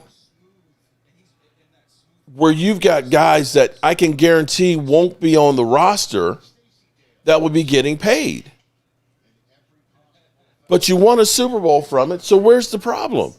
The Cowboys right now, They need to be in a win right now moment. And the best way you can try and win is get George Pickens, because that makes the offense more dynamic. You don't want to fuck up the offense. Get George Pickens for the cheapest number possible right now, and that is getting him to a long-term deal. And it may be, this is a crazy thought here. Here's a real crazy thought that people, and I wish Game Time was here. Maybe what you look at, because George Pickens is a little bit younger than CeeDee Lamb, that maybe George Pickens becomes your guy going forward in the future. So, Game Time, I'm glad you're back. Game Time, I'm glad you're back. Here's a crazy thought. Sorry, man. I had to go, Take care. Drain the vein, so to speak. Yeah. But here's a crazy thought here. For everybody that's out there saying that you don't put the money and stuff on George Pickens or invest for two guys. George Pickens is younger than CeeDee. Yes or no? Okay. Right? I'm listening to you. I'm sorry. Go ahead. Okay. Say it again. George Pickens is younger than CeeDee Lamb. Yes or no? Yes. Okay. Who has more drops? CeeDee Lamb. Okay. Yeah. Who had a contract 2 years ago that you can get out of in a couple years? CeeDee Lamb. Maybe you look at it and say, if I do sign George Pickens to a long-term deal, which I can keep low for 2 years, it may end up being that in a year or two you say, maybe we stick with George instead of CeeDee. Yeah, I mean, I'm not saying that that's the case, but that's the way to look at it. That's what a lot of my people think. That players like George Pickens, yeah, he's a head case, but what wide receiver isn't? Yeah, A.J. Brown's not a head case? Yes. Okay. Ocho Cinco wasn't. T.O. wasn't. Michael Irvin, with the White House, they're all head cases. But players like that don't come on too often. And if you do sign him to a long-term deal and make those numbers low to start out with, the option could be that maybe CeeDee in 2 years or 3 years is gone. Ultra says, Game Time guy. The Cowboys are planning to use second-round tender, $5.8 million on guard TJ Bass. I like him because of his flexibility, Ultra. Mm-hmm. I do. I like TJ Bass. That's why I said they're restricted free agents. I'll be curious to see what they do with Brock Hoffman. Maybe they move on from Brock. I don't know. He's another restricted. Again, these are all things that we need to get cleared up. Game Time, the offer is open for you now. Do you live in the Philadelphia area? John Wimberly, I do live. He's trying to recruit more Eagle fans. South Jersey, I do, but not happening. You will not sign George Pickens. Your owner himself said he likes to stir the pot. He did it with CeeDee. He did it with Zeke. He did it with Micah. We've seen this over and over. Mouse is in the house. Let me ask you this. This time last year, we were being told, Mark, how much that we were going to we love Micah, we're bringing him back. And then to hear Jerry say it, they were always trading him. I don't know. Do you believe that? And B? We always heard rumblings, though.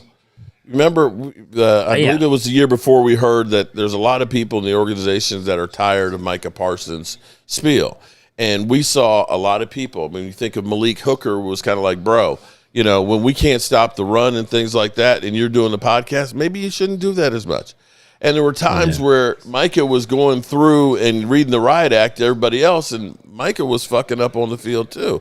And so I think what you saw was maybe he wasn't that well liked in the locker room.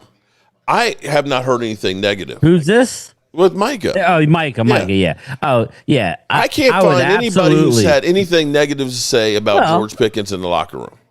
No, actually, they love him. In fact, I don't remember. When was the last time you heard a coach say, he's late every once in a while, but everybody loves him. He's just like a magnet. I don't know. Don't ask me. I'm not in the locker room, but everything do you remember hearing, anybody going to bat with Micah saying that we got to pay him and sign him and bring him back like that? They always kind of looked at him with the left eye cringe, like, oh, that's Micah, and I said this before this. I mean, as soon as the trade went down, I was like, why the hell didn't we keep D-Law? Tired legs. Why didn't we keep him? What, 14 million? Hold on, though. But D-Law, he only played 4 games a year before. He was. Okay. I mean, honestly, it's a physical game. You can't fault that one. Now, look at Dak you can fault Micah. But you looked at D-Law and has said 10 years played. He's missed 2.5 with injury. So it is what it is. It's the NFL, Mark. I mean, you can't hold that against D-Law. I mean, all I'm saying is he's 14 mil is cheap compared to 47, is it not? Mm-hmm. Okay. That's all I'm saying. So, he's not D-Law. I mean, he's not Micah. I get it, but... okay, so I don't want with that. So here's Micah. my conspiracy theory here, and I'm not going to make any friends when I say this.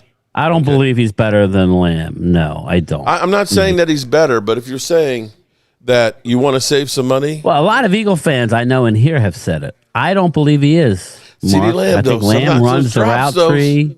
Sometimes those drops to CDs, man. The drops are bad. I ain't gonna lie. The checking out of the playoff game. Like to admit it. Here's the thing. You want to hear some shit? Let me stir some shit up right here. CD Lamb, his end of his guarantee money is this year. In 27, you can walk away from him in 27. There's no more guaranteed money. This is why free agency is so important. I'm just saying. I'm not saying that the Cowboys would move on from CD, but you're saying, or I'm saying, George Pickens, look at it this way. If he's your guy, if you believe we can work with him, potential scam. Okay. Well, listen. In 2027, Dak could be finishing up his tenure with the Cowboys. Right. Here's where I look at this and I say, I've got about a 3-year window. The average age for a white billionaire is 87.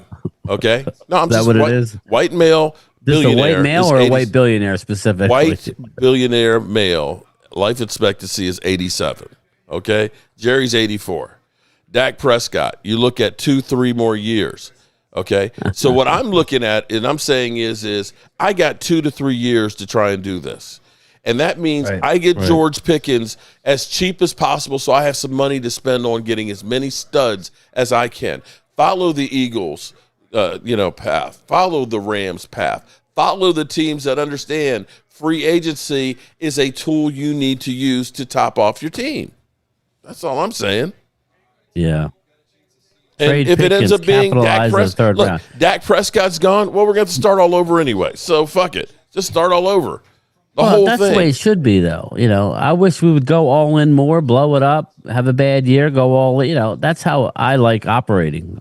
But I have a question for you. What do you think we can get for Pickens? We heard Ian Rappaport say starts at a 3, the best you can get is a 2. I don't believe that.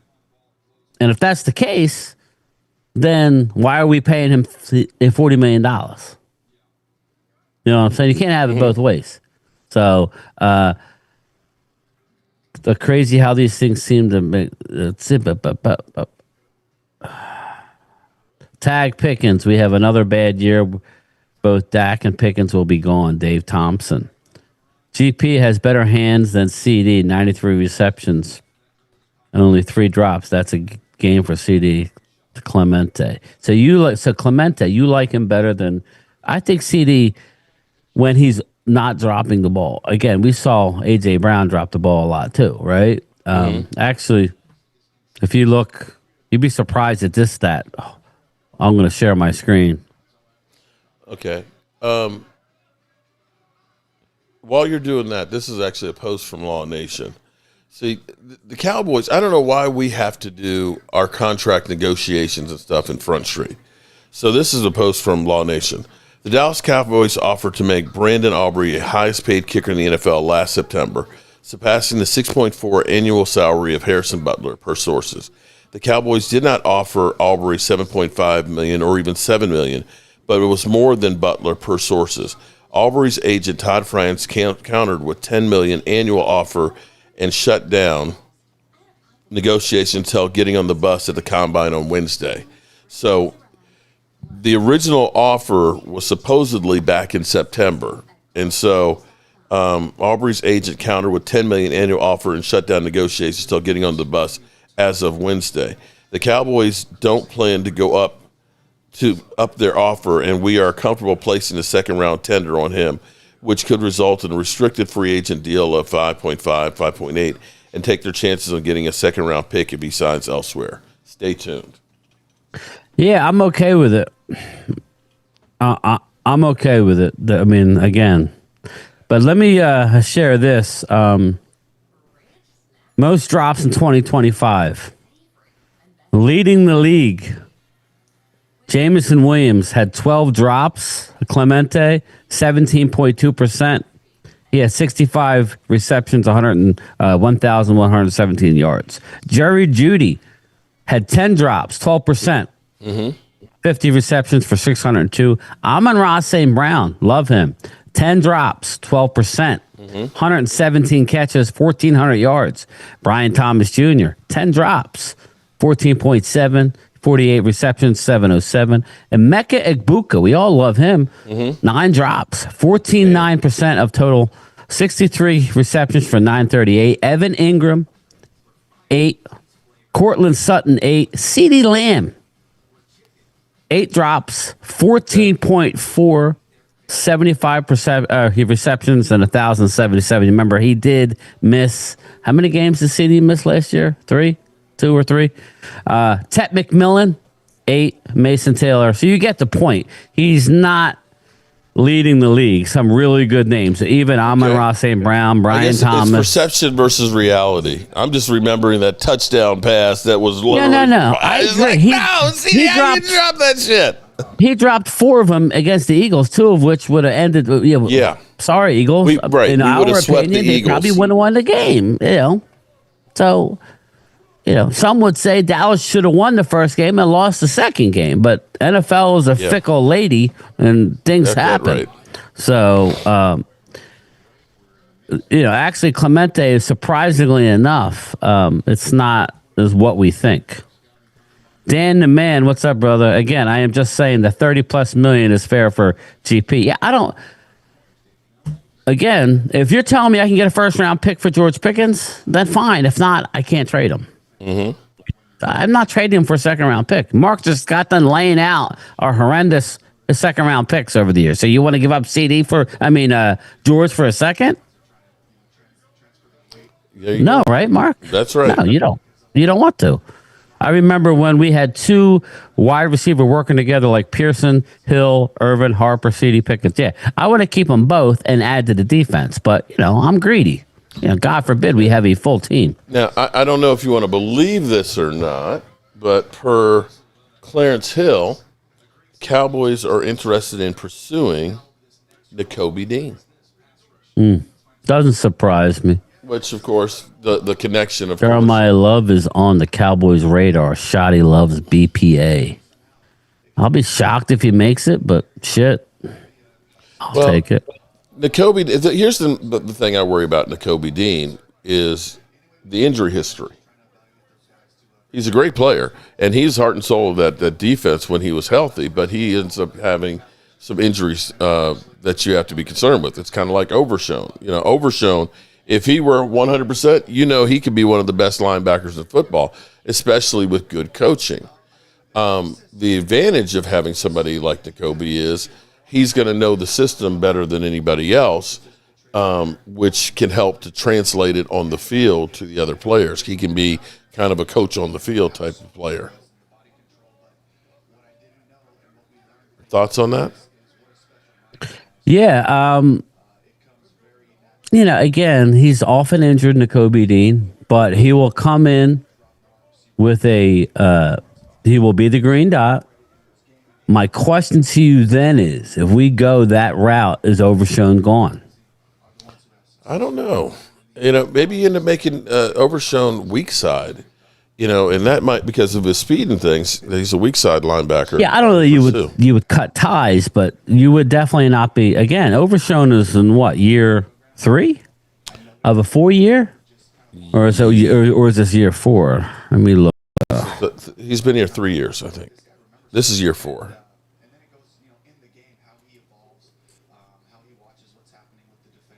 So Nakobe is actually, it's not as bad as I thought it was. So he played 17 4-year, games. 5.39 rookie contract, and so Yes, he's in his final year of his deal. Mm-hmm.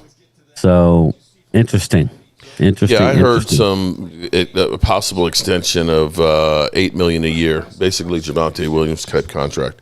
For who? So Nakobe Dean played 17 games his rookie year, played 5 games in 23, 15 games in 24, and 10 this past year.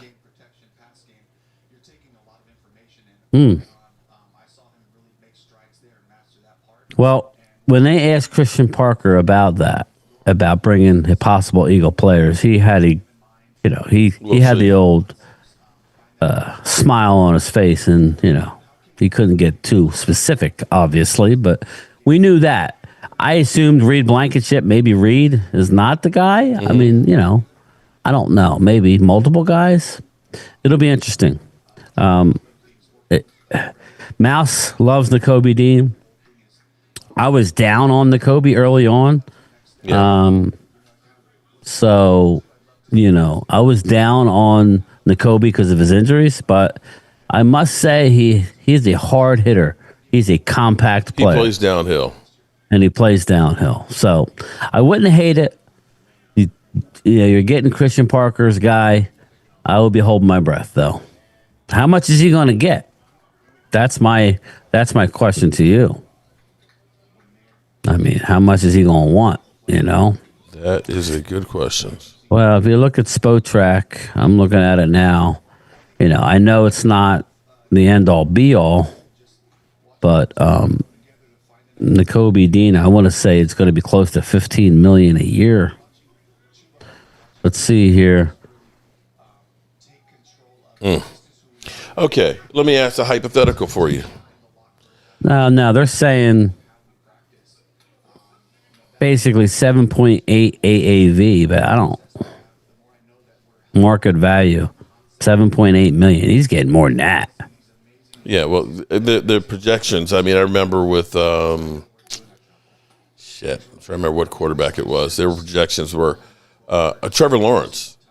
Their projections were 45 for him, and he got 55. So let me ask you this: Mouse says 10 mil. Nakobe Dean or Demario Davis? Do you think Dallas will get Reed, Logan? I do. I think they'll get Reed Blankenship. Game time. He getting paid for sure, CZ. Demario Davis is 37. Mm-hmm. I think Dallas would be more inclined to go with Nakobe Dean.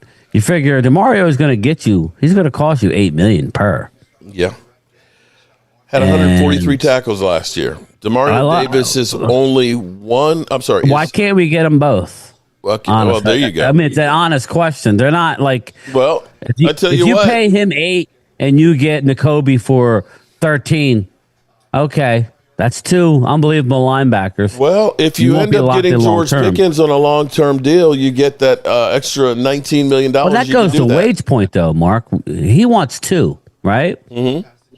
And I think that a guy now, he is on record to say he wants to play for a winner. So you'd have to think, does he think Dallas is a winner? Meaning, Demario, you might have to reach out to him. Do you still have his number? Oh, yeah, I do. I talked he is a free agent. When the rumors were that he might be traded, I was talking to him then. But check this out. Demario is only one of 3 active players with 1,450 career stops plus, and is the only player with 500 plus tackles and 20 plus sacks in the last 5 years. He had 143. And you talk about a guy who's a team leader, and talk about a guy who does not miss games. Since that time he was at my house, going from the Jets to New Orleans, he's missed 2 games. That's crazy, man. That's absolutely nuts. You should reach out to him, man. Now that he's a free agent. Hey, dude, he's got more kids than Diggs. Well, they're saying his market value. All with one woman. Well, that's good. He's 37. He'll start the season at 37. Pro Football Focus has the 3rd-rated linebacker in football. 9.4 mil is the market value. Again, I saw a picture of him. He looks like he don't have an ounce of fat on him. He doesn't. his off-season workout. But he looks better now than he did when he first came. I mean, he looks incredible. So that would be a short-term deal for Dallas. It wouldn't like you'd be locked into a lot of dead money. And typically the Cowboys, that's what they like to do is, the conveyor belt. 1-year deals and we'll go. See, I would rather go with one deal for a linebacker on a little bit longer deal and then go with something like that. Maybe a little more, a nice amount of money. If you want to get somebody who can teach guys, that's a guy right there. You want to go ahead and train up your Overshones or your Nakobe Deans and things? Tony Boo, what's up, Frank? How you doing, brother? What's going on, Frank? The Cowboys going to trade Pickens for Max Crosby, said John Wimberly. Tony Boo, how are you doing, buddy? I mean, my question to you is Max Crosby. Where do you see Max going? I think he stays. I think he stays with the Raiders. I think he does too. I think that's just the off-season talking points for everybody that trading for Max Crosby is the whole thing. The Raiders have kind of already said that they want to keep him. You can't get rid of him. You just signed him to his contract. You're going to take too much dead money on it to get rid of him. The other problem is he's probably not going to be ready to get a physical before the draft. With the surgery, everybody forgets that he's not healthy as we speak. Right. So who's trading for him? When you talk about George Pickens and your first-round pick for Max Crosby, I'm like, you're crazy. He's not even healthy. We're talking. This is where it's kind of hard to believe, but you can take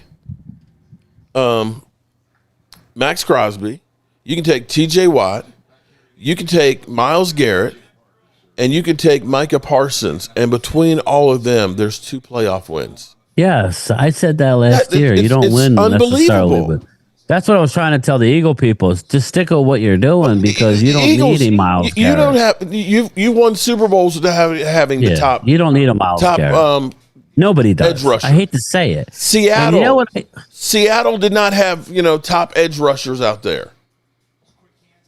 You know what I attest that to? I attest it to the quarterback play. I think the quarterbacks have gotten so good that they could see, the pressure coming from the edges. The issue is up the middle. Mm-hmm. That's why you see teams that have a dominant defensive line being successful. Yeah. I think these quarterbacks get the ball out too fast, most of them, that these edge rushers, you saw Micah. Everybody thought that the Packers were going to come into Dallas and annihilate us. What happened in that game? And we were a bad defense. Right. Yeah, Micah tied them. Micah got 1 sack. He had a good game. Remember, it was at the end, how many points? Yeah. Yep. So I would just tell everybody, don't worry about the edge rusher as much. If you can get a couple guys that are good and have good motors, it's all about the D linemen. And the good thing is we've allocated draft capital for D linemen. Now we got to go get me some pieces on the outside and some linebackers. So we'll see about Nakobe Dean. We'll see how serious that is. But there's no reason why we can't have Nakobe and DeMario. Yeah, DeMario. That would be okay with that. But I'll believe it when I see it. I'm still waiting, Ultra. I'm still waiting, bro. You're doing a whole lot of talking. I'm still waiting for the. Yeah, please. You can shut me down, bro. Pull out the subpoena. Pull out the court. The docket.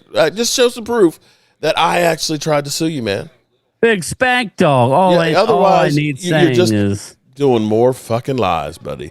More fucking lies. All I need saying is that Dallas needs to move on from Dak. Yeah, you don't get a star fresh out, but they haven't even considered or developed a potential backup. That we could agree on. I think Dallas going into this year, I would love to move on from the project that is a Tennessee quarterback or make him number 3 and go out and get me a legitimate backup. Will Dak stay healthy for another year? And do you want to risk it all? God forbid. We need a better backup, but Dallas won't do that. They're going to keep what they got. Kirk Cousins is out there. Go get me the white Kirk Cousins. We'll have the white and the black Kirk Cousins, right, Mark? I want you to understand, as everybody just says, move on from Dak. we're looking at Kirk Cousins. Not just move on. Hold on. Just have a good but hold backup. on. Kirk Cousins has made $100 million the last 2 years in Atlanta. Yeah.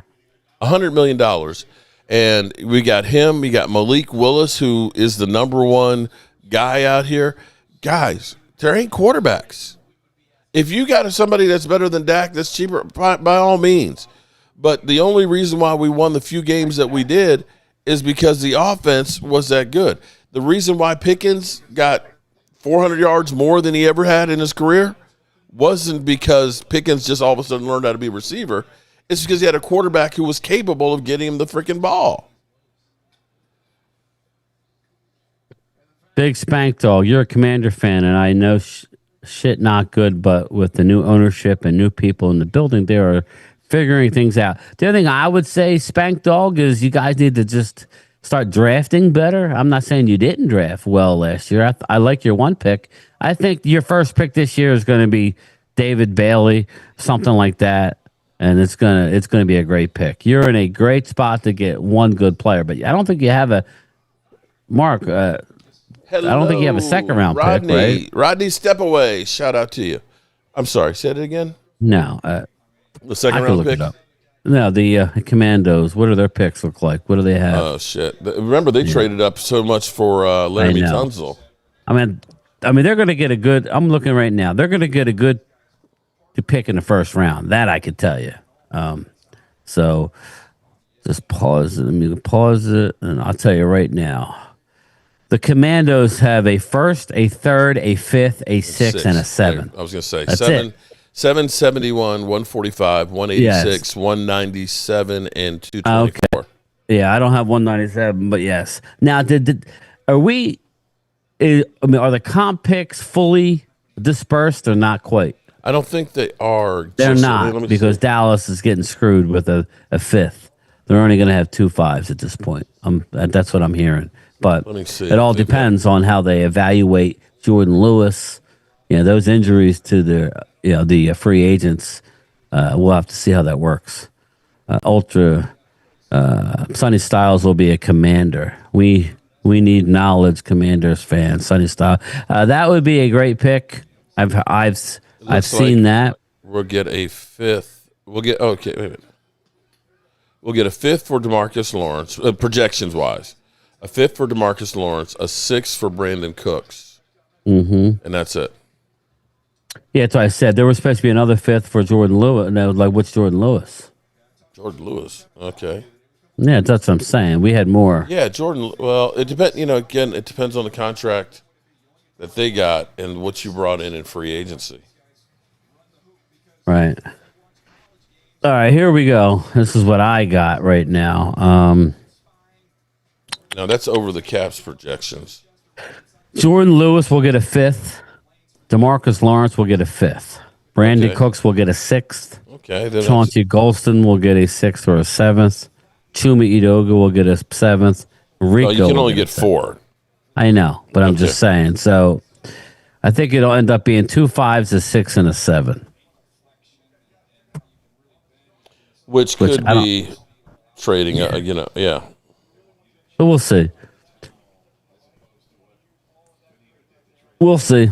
I think that's why you're seeing Dallas look at these mid-level linebackers and stuff. But again, that's why they need to do what they got to do. If they go out and get a Nakobe Dean at linebacker, now you're looking at maybe a corner with that 12th pick, or if best player available, Dallas are going to pull a Jalen Hurts on Dak like they did with Carson, Mouse says.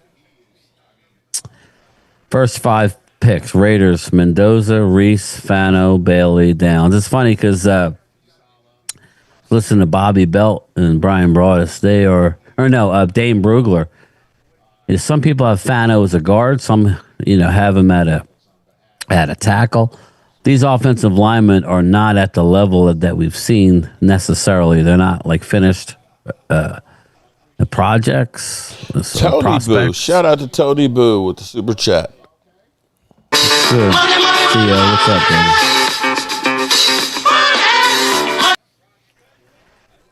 So I'm just curious what quarterback, if the Eagles drafted, would they want?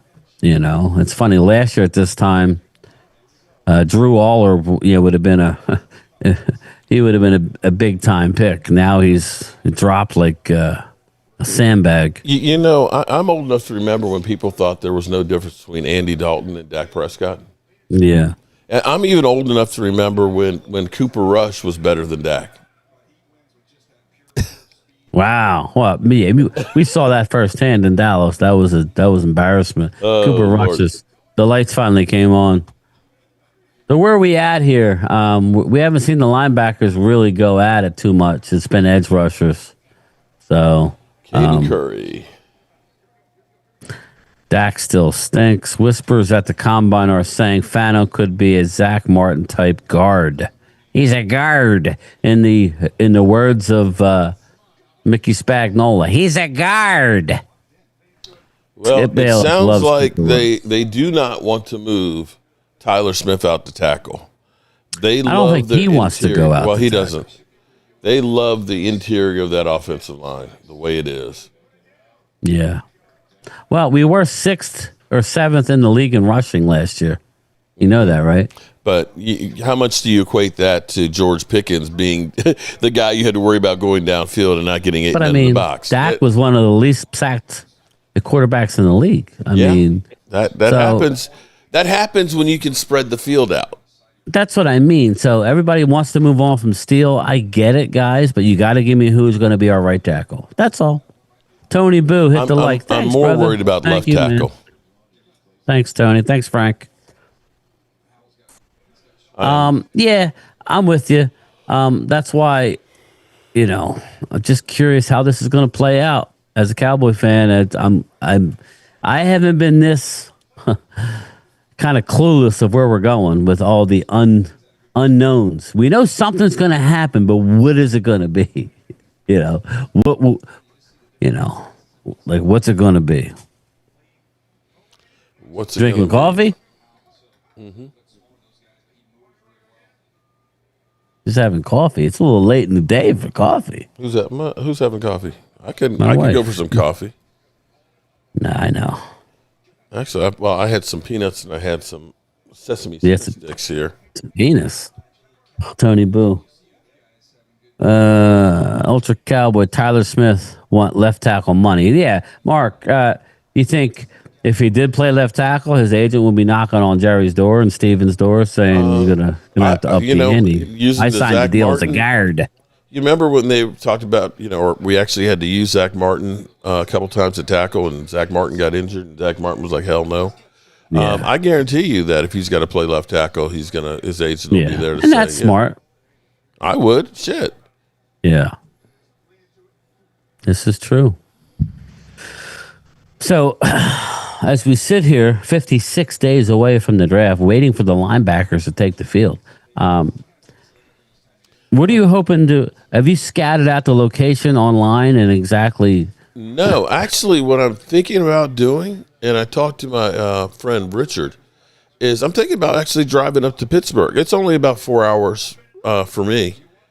Just make a day trip, drive there, take a look at the sites, scout it out, see where the house is, how close it is, find the back ways and everything else.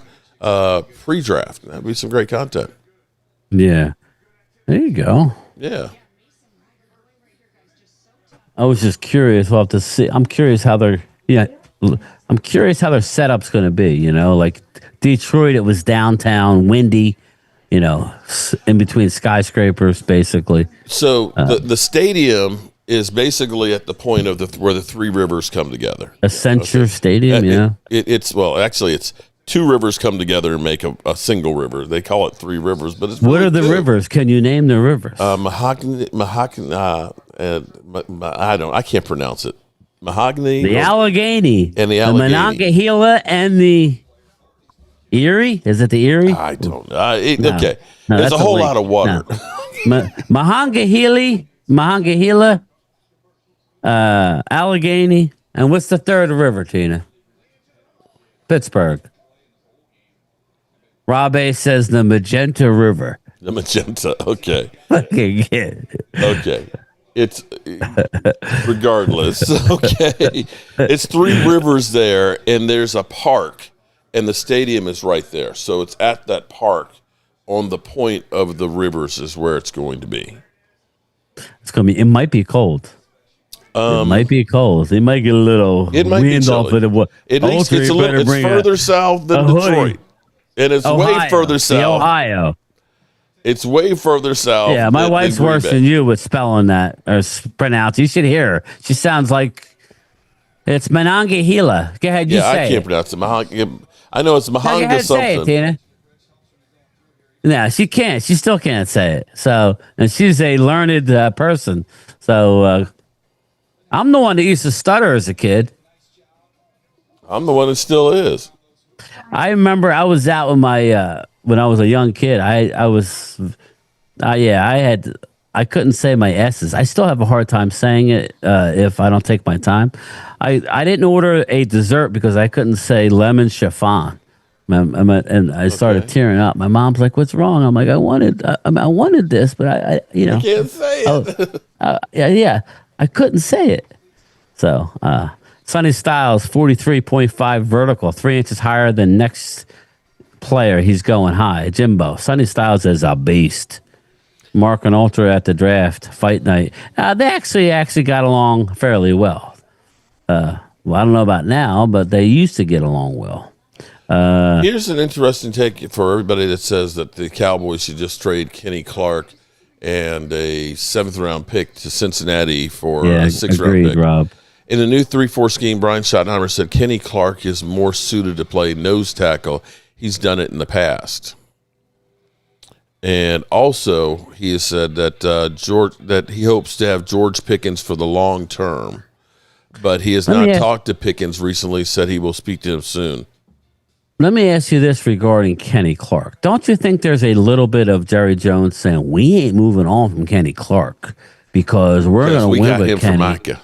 Right, exactly. He's one of the part of the 4 or 5 players that we can get. Yeah, he's going to want to point to him. I don't like when we start talking about moving on from really good football players. The problem is with Kenny Clark last year, everybody, was he played too many snaps. Yeah. And Osa is phenomenal. If there's a guy you have to move on from, fine. It would have to be Osa, but he's another great guy. He's a great. Here's the saddest part. I don't see it. But here's the saddest part about this, Brian. How many good interior defensive linemen have we had in the last 15 years? You have to put Kenny Clark as one of the top 4 or 5. And one of them being Quentin Williams right now. Yeah. We haven't had really good interior defensive line play. It's like, why do we want to keep getting rid of the few? Well, that's finally we get somebody that plays good. Oh, let's get rid of him. Let's trade him for some draft picks. Here's the deal, everybody. And to everybody who says you can't pay George Pickens, you can't. Just know that we could free up a lot of money. Why do we have to take a backseat in any position for the next couple of years? Again, just go with the assumption that Dak's got 2-3 years left. Let's just go with that assumption. You got CD. He's got 2 years left on his deal, right? You have Javonte. You have all these players, right? That's what the NFL is. Nothing's for that long anymore anyway. So why wouldn't you try and keep George Pickens, right? You're going to flip the triggers. You could get how much, Mark? I mean, a lot of money. $131 million. And just add to the team. Why are we got to take away to add Crosby? No, we don't need Max Crosby. I mean, Max Crosby is a luxury for a team that's ready and has all the pieces in place, and you add a Max Crosby to try and win, even though it's been proven that you don't necessarily win with edge rushers, right? The last one that made any money that won was Von Miller. How long ago was that? Yeah. With Denver. Think about it. How many playoff games is Micah won? Same amount as Dak, right? No, he's only won 1. Dak's got 2. Okay. So how about Myles Garrett? How many playoff games has he won? 0. So I think teams like the Eagles. No, I'm sorry. He's got 1. He's got 1. Myles, I think, has 1. Teams like the Eagles and now Dallas, who've put a lot of assets to their interior, stop the run the ball, deep ball threat.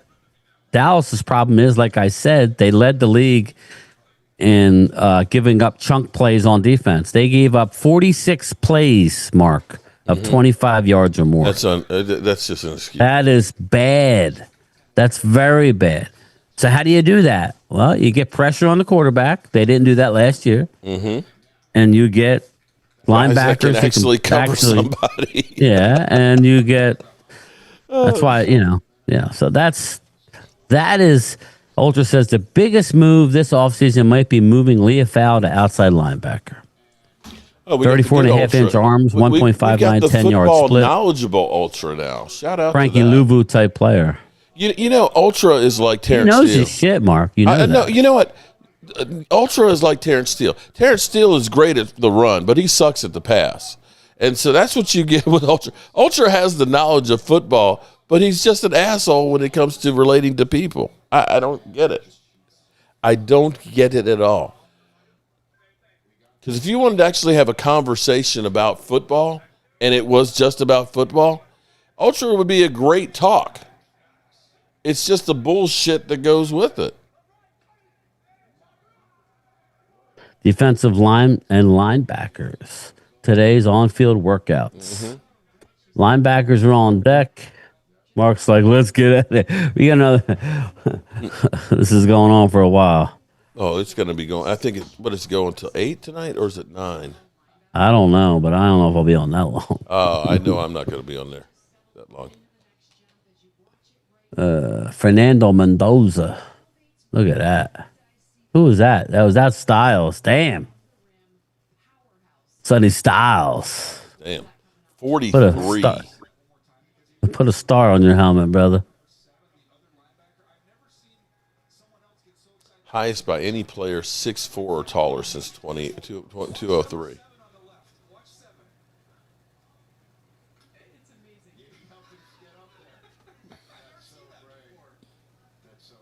Damn.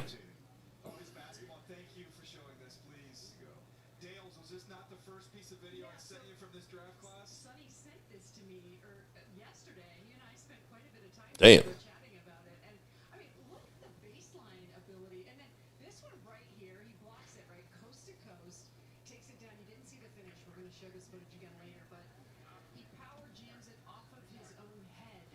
And what's his projection? Well, he was been projected to us for the last couple months to 12. Now he seems to be anywhere from 5 to 12. He could be a Washington Commando. Oh, there you go. There it is. There it is. Ultra's right. Cowboys plan to use second-round RFA tender on TJ Bass. They're trying to work out a multi-year deal with Brandon Aubrey. Mm-hmm. Of course they are. Fowler of ESPN reports they plan to use second-round tender on TJ Bass. Another team could sign Bass to an offer sheet, and Cowboys would receive a second-round pick if they opt against matching it. And my question to you is, you think this is an opportunity? They're doing this and making a calculations that somebody might? I'm and curious. Then you get your second-round pick back? Yeah. I like that. As much as I like Bass, give me a second-round pick. But they could still match the contract. That's what's beautiful about that. I'm curious. Sonny Styles playing. You know who else I think may go back into the number one? If McCoy, I haven't heard if McCoy, there you go, Cassius Howell, number 41, Mark. Everybody thinks that Christian Parker wants him at 20, but now they're saying he may not make it to 20. Ravel will pan out. Farm Boy, yes. That's one of the reasons why Parker is here. He loves Savone Ravel coming out of college. Believes he can. But McCoy, a Tennessee corner who's coming back from an ACL. How would you feel about that, Mark? Drafting a guy who didn't play this year. Actually, I was looking this up because I was curious because you always hear about. I mean, the Cowboys have put third-round tenders on people left and right and stuff. I think they did on Terrence Steele. So restricted free agent tenders are rarely picked up by other teams, with data from 2011 to 21 showing 0 second-round tenders that were signed by other teams. Tenders, particularly first and second round ones, provide the original team with the rights of first refusal or draft compensation, making them highly effective at retaining players. So basically, nobody picks up those. Because again, in the end, they know you can go ahead and get them. So if somebody were to go through, let's say hypothetically, if they were to go through and say, we'll put in a second round tender for Brandon Aubrey, and I guess offer him $7 million, right? Cowboys say, okay, we're going to keep him. We're going to give him $7 million, right? Right. Or on the flip side, I guess you could end up pumping the price up to, $9 million or something and make him shit or get off the toilet. Yeah. But then if you don't take it, then you're going to pay it. But, we heard a lot of when Kirk Cousins was with the Commanders, they talked about tagging him for a third time to try and get somebody to trade for him because they knew somebody would probably want him. But in the end, they never did that because it was kind of like, yeah, but then again, what if nobody picks it up? Right. So it's a game they're playing. They put the tag on it. Chances are nobody's going to go for it. And here's another one for you, too, because they talk about, Mr. putting Bean, the non-exclusive farted. tag. Nice, brother. The non-exclusive tag where you could trade them. There's only been, I want to say, 2 times that actually happened. And we were one of the ones that were on the other side of it because Joey Galloway was a restricted tag. That was and horrendous. We sent 2 number 1s to Seattle, and he busted his knee, and we got nothing out there. The weather out here is rainy right now. We need the rain. It's nasty right here. But, Mark, drought. Getting up to 66 here next week. It's always a little chillier where I'm at than where you're at. Monday, we're supposed to be getting snow. Oh, here you go. I got the long range forecast. Let's see here. Yeah, we're getting some flurries. Oh, you're getting flurries? Let's see. They're calling for a couple inches for us. Let's see here. I'll give you my long range here. Forecasts. It's going to be 51 and sunny tomorrow, 57 Saturday, 44, 32 and snow on Monday. Tuesday, 39, Wednesday, 47, Thursday, 52, Friday, 62, Saturday, 64, Sunday, 63, Monday, 67. So we are just about out of the muck.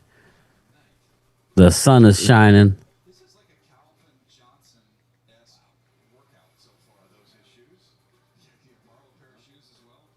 Okay. All right.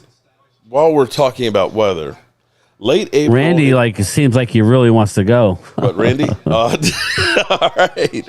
So okay. He's like, I can send you the money tonight. I'm like, hold up. Damn, okay. All right. Actually, hold up. Wait, but if he's paying, hey, sign his ass up. Yeah, sign him up. Shit, pick him I've up. already got hit for that $3,000 on my credit card.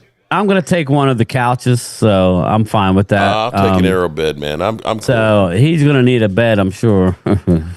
Combine's over at 8, says Logan. All right, cool. So we're watching.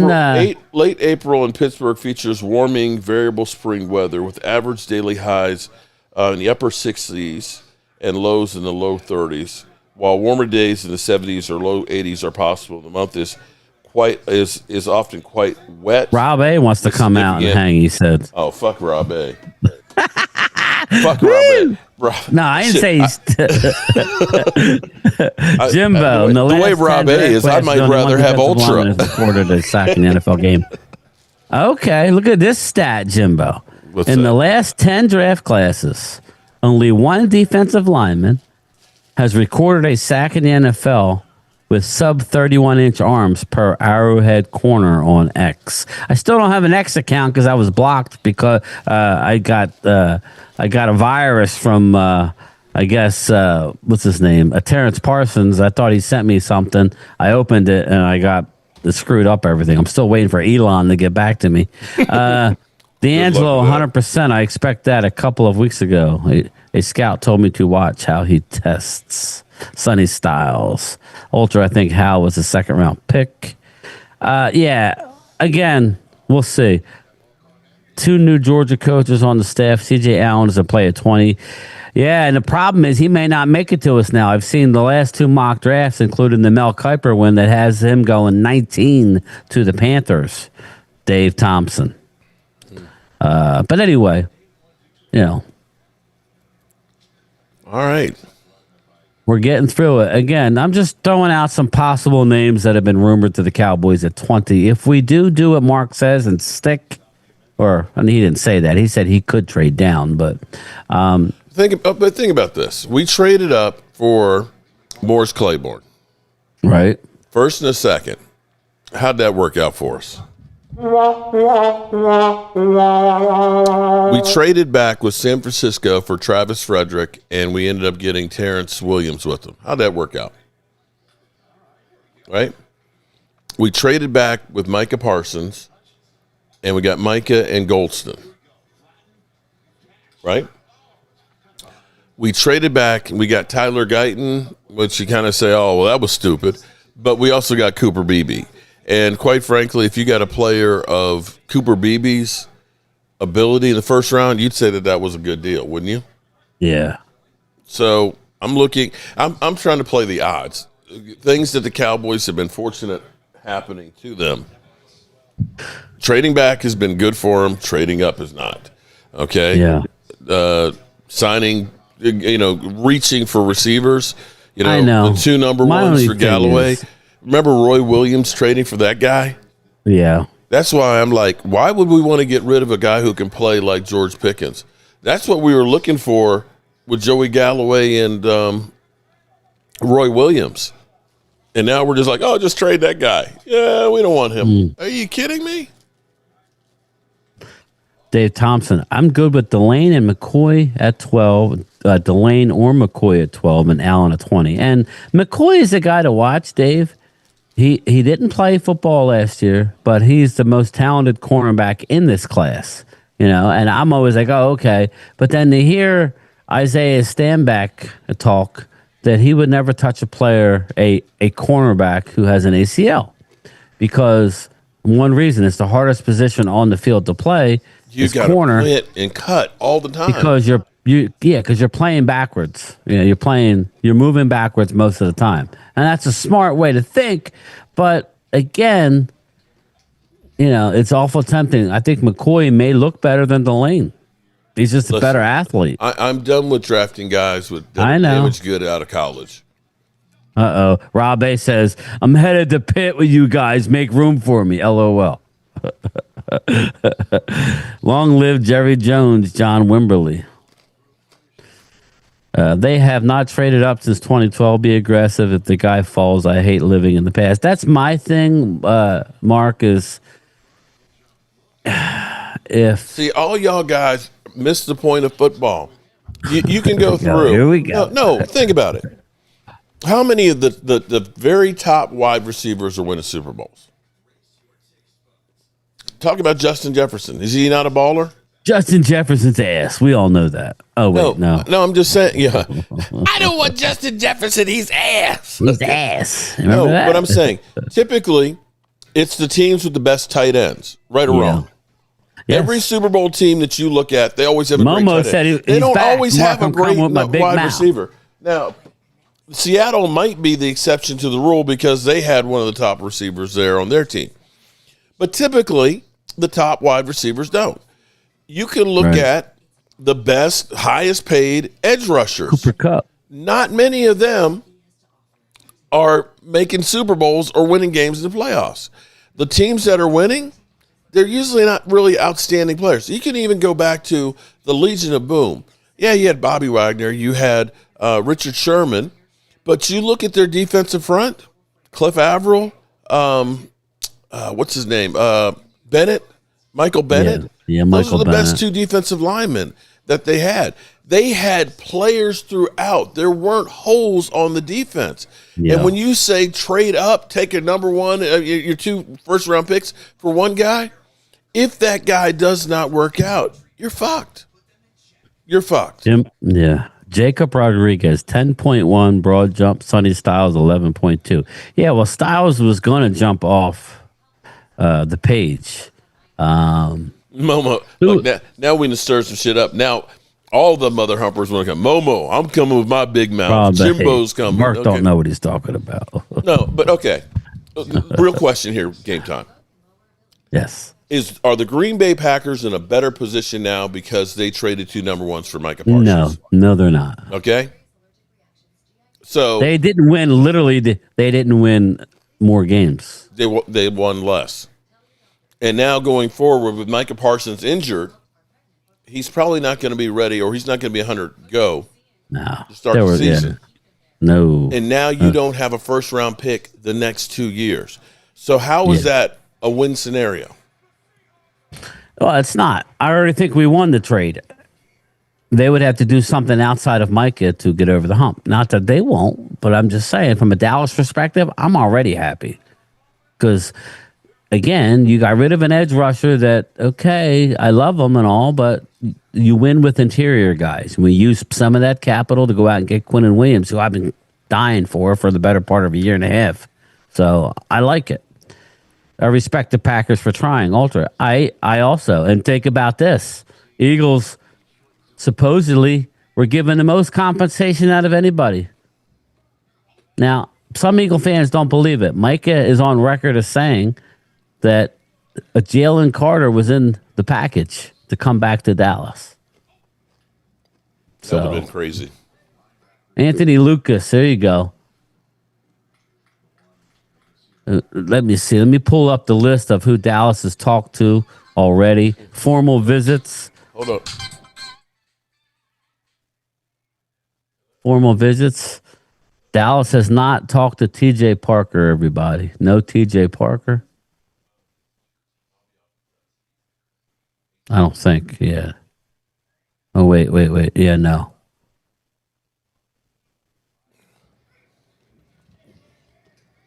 All right, you got me till 7, man. All right, 7 o'clock. You got to go outside? Yeah. Yeah. You have lights out there, hopefully? Yeah. Okay. It's actually behind the cemetery. Take a couple pictures when it's light out, and I'm curious to see how it looks. I wanted to get up to the red brick house. So my wife was asking me the other day, because when we going, I'm like, you gotta plan it. You gotta plan it. What I'm hoping to do this spring, and I end up having so much different stuff I'm doing. You still doing the bricks? Yes. Okay. Maybe put the link up or something. And Dirty Sanchez, Mark missed his $50 super chat. What? Oh, you got a $50 super holy chat? shit! Damn. Thanks, Dirty Sanchez. Damn, Randy. Oh, Randy's in. Randy's here. All right, what's going on, Randy? Yeah, I reached out to him when you got the $50 super chat. There you go, Randy. Damn, thank you, Randy. Oh shit. So, did you text him about going, or was he stealth watching? No, I texted him. Hey, Randy, we're both live, brother. I'm live on my channel. He's live on his channel. But yes, I would love to see Kayvon Thibodeau outside linebacker with Christian Parker. Ooh, how? Ooh, what would we have to do that, Ultra?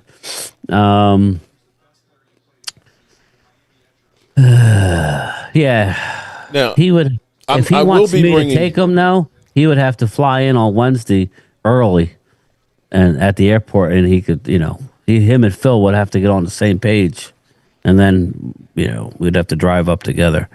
Mark talking more than me. Now, Randy, I will be bringing a box of lollipops just in case. Okay. CZ. Everybody hit the like button. That's more than enough, everybody. Thank you. Let's see here. Ultra Cowboy can't make that movement with that. Remember Morris Claiborne.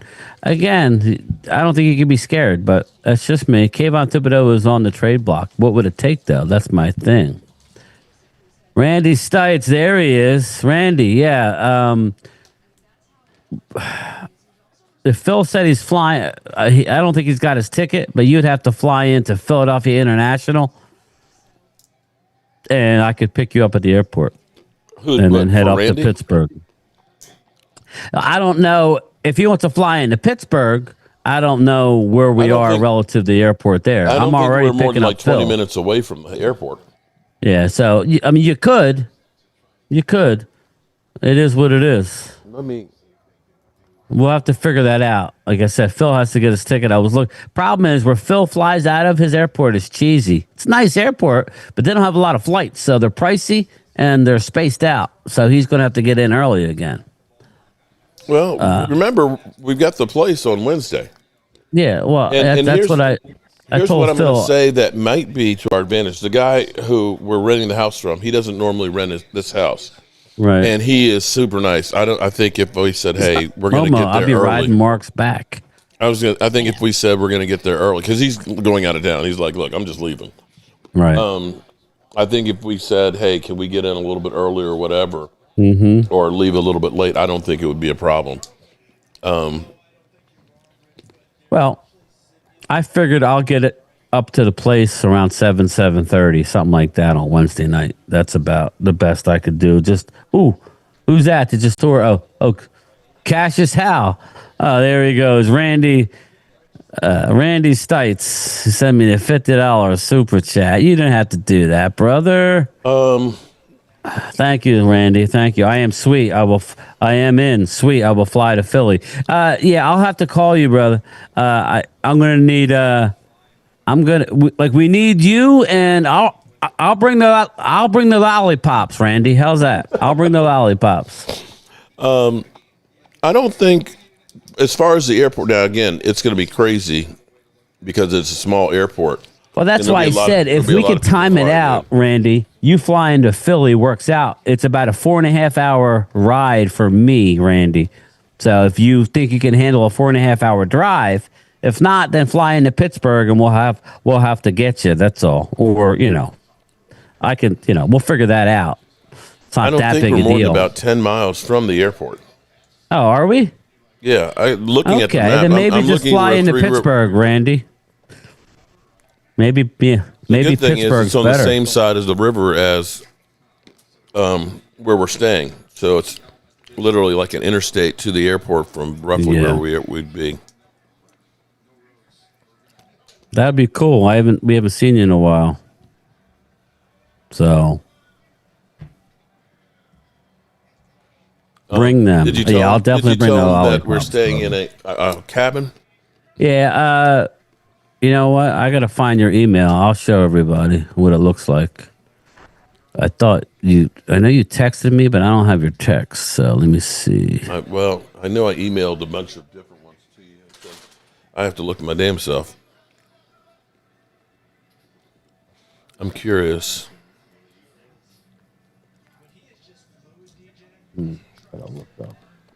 Let's see. Right now, the ones that are showing are $3,000 a night and up. Okay. It's insane. Let's see here. Let's see, Randy. I know I sent it to Mark, but I've been deleting I've had so many messages on my phone. Let's see if I still have the one I sent Phil.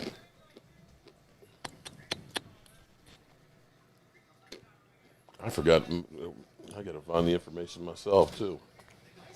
I have the guy's phone number. I can always call him, too. What I may do is when I take the trip up there to just take a look, is see if I can meet him and go to the house. You have it on your phone? Do you delete your messages? You sent it to me. Did I? So look and see, and I'll all the messages that we send back and forth, that might be deep. Yeah, I know. Pause. I don't know. All the love messages. Yeah, okay.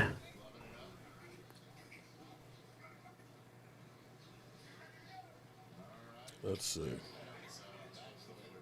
Give us a minute, everybody, as we work through this. Yeah, I can't find it for the hell of me. I can't find it. Oh, you know what? Let me look at sent. Let me look at sent items. There you go. Let me do this. Sent items. Yeah. So I thought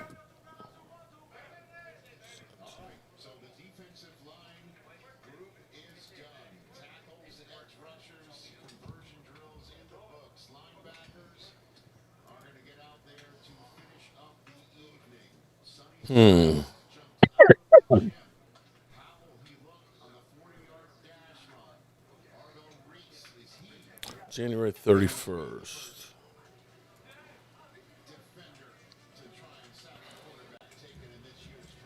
I found it. Find it. Email it to me again, and I'll open it. It was actually in an email from me. Okay. Copy. Find it. I probably have it on my saved, but whatever. But anyway, everybody, Momo, I will be going to a tailgate when Washington plays in Dallas. Wow, in Dallas. Wait a minute, Momo's going to go there and spend that money? He might. After telling us how it's not, that money is just a waste. He might. I will be going to a tailgate, Momo. Okay. Logan Motorsports. Bring them. I'll bring them, Randy. I'll definitely bring them. I was wrong. It's 2 bathrooms. Yeah, we'll figure out where you're flying into, Randy. We'll see what we'll see what makes sense, Randy. Maybe flying into Pittsburgh may be better. Just look at the times, I could take time off of work, picked up a couple of new clients. Rob A. Did you send it to me, shit. Mark? Yeah, I did. It's okay. Would you email it? Oh, it's really close to the airport. Fuck. Yeah, I emailed it. Okay. I will buy dinner for everyone. I need to do this. Mountain Field, 10 minutes from the city. And Randy, stop sending me super chats, brother. Save it for the draft. Thank you, brother. I will buy dinner for everybody. I need to do this. Just agree. All right, fine. You're buying dinner, even though. If we go, why does that freaking kilometers? It's like 6 kilometers, so it's like 4 miles. Thank you, Randy. Thanks, brother. Okay, bro. It's only like 4 miles. Oh. I shouldn't say. I think it might be better to fly in. Randy, I'll call you later or tomorrow, and we'll have to get it'll be a shorter flight for him to fly into Pittsburgh than it would be to Philly. Yeah, I would fly into Pittsburgh, and we'll get you. And then you won't have to ride in the car for 4 hours. But either way, here's the thing. It's like 3 Rivers. Momo says, I will be wearing several masks because I don't want my nose to burn in Dallas. Okay. Bring the Amex Plat if you're paying platinum if you're paying for Mark. No, seriously though, you have basically this is the 3 Rivers and here's the stadium. Just come to Pittsburgh, fly in there, brother. I'll let you know what day. I'm sorry, and the Mark. airport's on that side too, so it'll be real cool. And there's a casino real close too, real close. So okay, here it is. Okay.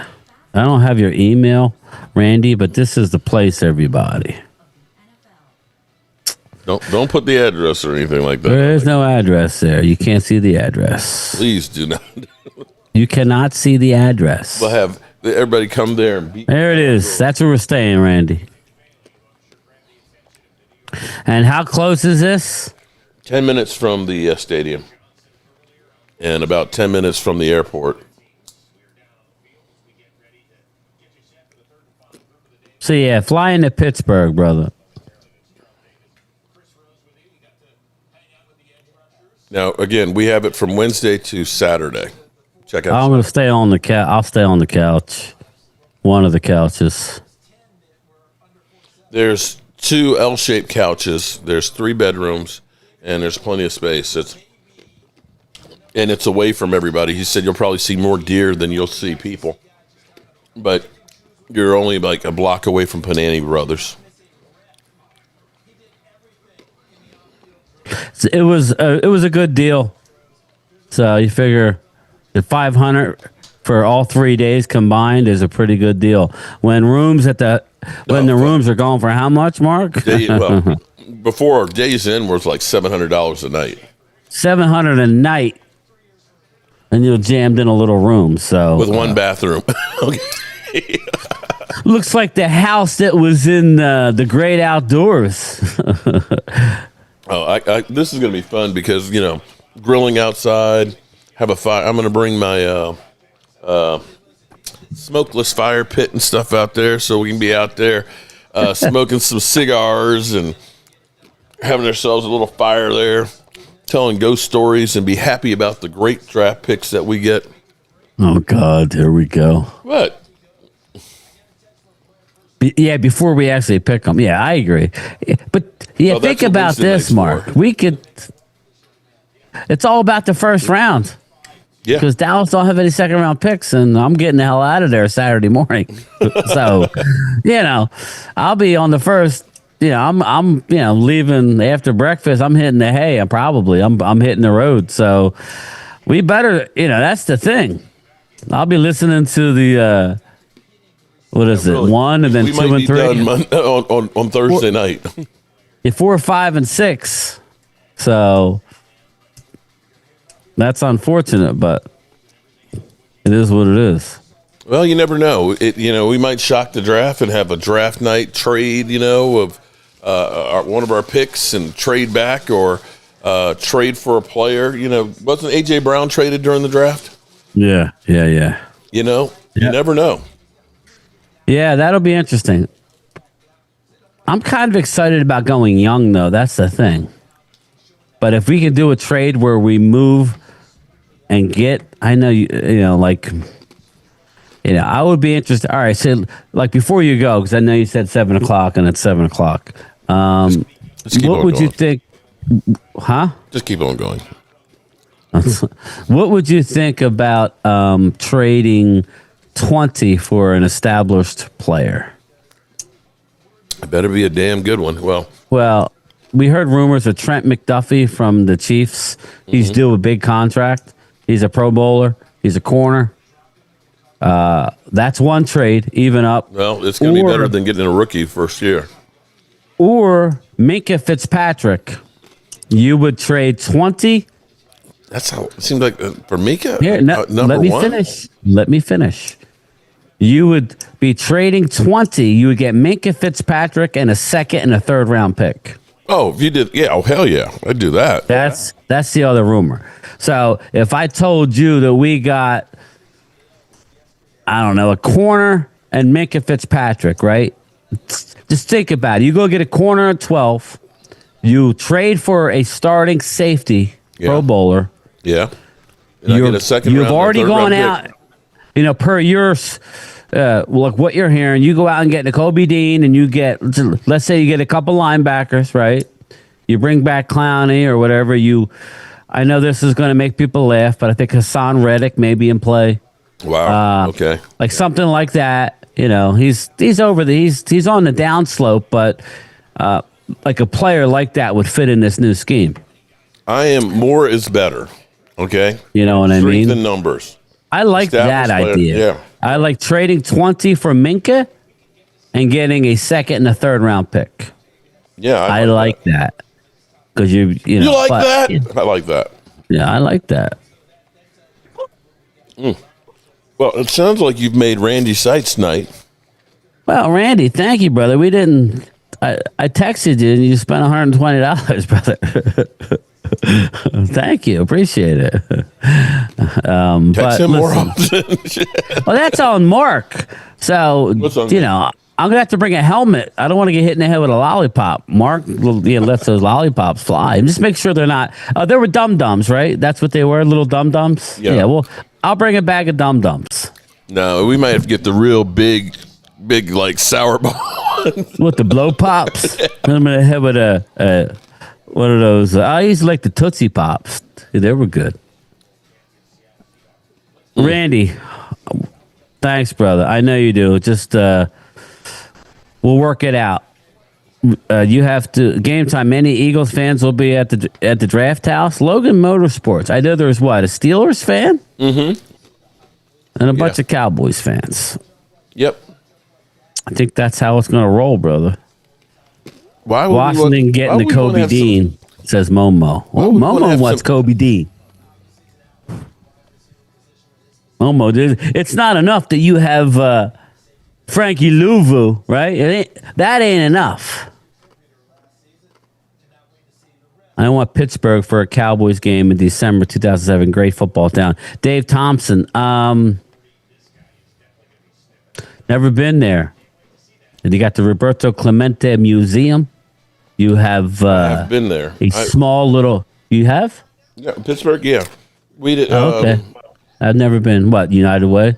United Way. When we were doing the road trip, because we ended up getting. God, what's his name? Their defense tackle that was Man of the Year. We were doing photo shoots for Play 60. Oh, yeah. So we went to training camp with, oh my God, why can't I think of his name? He's still playing for him. He just won Man of the Year like 2 years ago. Joe DeMassive. Hammerhead. Hayward. Brother? Cam Hayward. Cam Hayward is one of the nicest guys you'll ever meet. Yeah. And so we were down. We went to where they have at a college is where they actually have training camp. And we were in downtown, so we went to Panini Brothers and had coleslaw and French fries on a hot dog, I think it was, or something or other. It was strange. It's definitely different, right? But it's a small city, and that's where I look at Pittsburgh and I look at Green Bay, which are not really big market towns that are used to having major events like this. You know, you remember how many people were in frickin' Detroit? Yeah. You know, that first night in Philadelphia, I think there was, I think they said 200,000 people were in Philadelphia that first night. You know, Philadelphia is a big city, but you bring that many people in, what? Yeah, I'm getting, what? It's just 7:02. Okay. Okay, what's up? What you need? The payments. Mark, I am going to get you. Okay, yeah. Just be patient, Mo. Okay. Yeah, we got it. We're good. Okay. All right. So I'm being told I need to get ready to get out of here. Yeah, we are talking. We're talking about that right now. Huh? Some of it, yes. Okay. What's that? What's he talking about? He's like, yeah, you know, the trip is like in 2 months. He's like, have you got cash in your hand? No, don't worry about me, brother. Worry about yourself. Yeah. All right. Anyway, I do need to get this wood for Mom. All right. All right, cool. Back. But, you know, this has been a very pleasant 4 hours. Are you going to stay on? I don't think so. I got to grab something to eat. I got to get up at 4:45. Yeah. Again. Are we doing this tomorrow? We can. All right. We'll do it. I got to set up a thumbnail for tomorrow. Stay tuned on the time. I would imagine same time. Get it in, get it out. 3 o'clock tomorrow. Yep. Everybody, thank you. Randy, I'll give you a call. All right. What's that? Tommy T, you should hop on Bryan. You know what? If you guys want me to stay live for a little bit, I'll make it a channel member Zoom, but maybe we'll do it. Maybe, I don't know. I think I got to go, guys. It's been a good night. Yeah. Randy, I'll talk to you. Randy, I'll text you, all right? I'll text you the information. Mark, any final words before we get out of here, brother? No big surprises, I guess, in the combine here. It's really just watching workouts. I'd say that more of the stuff that's been going on around outside here between our kicker and everything else is actually the bigger story that's going on. But we'll definitely be seeing what's going to happen. But other than that, I appreciate everybody.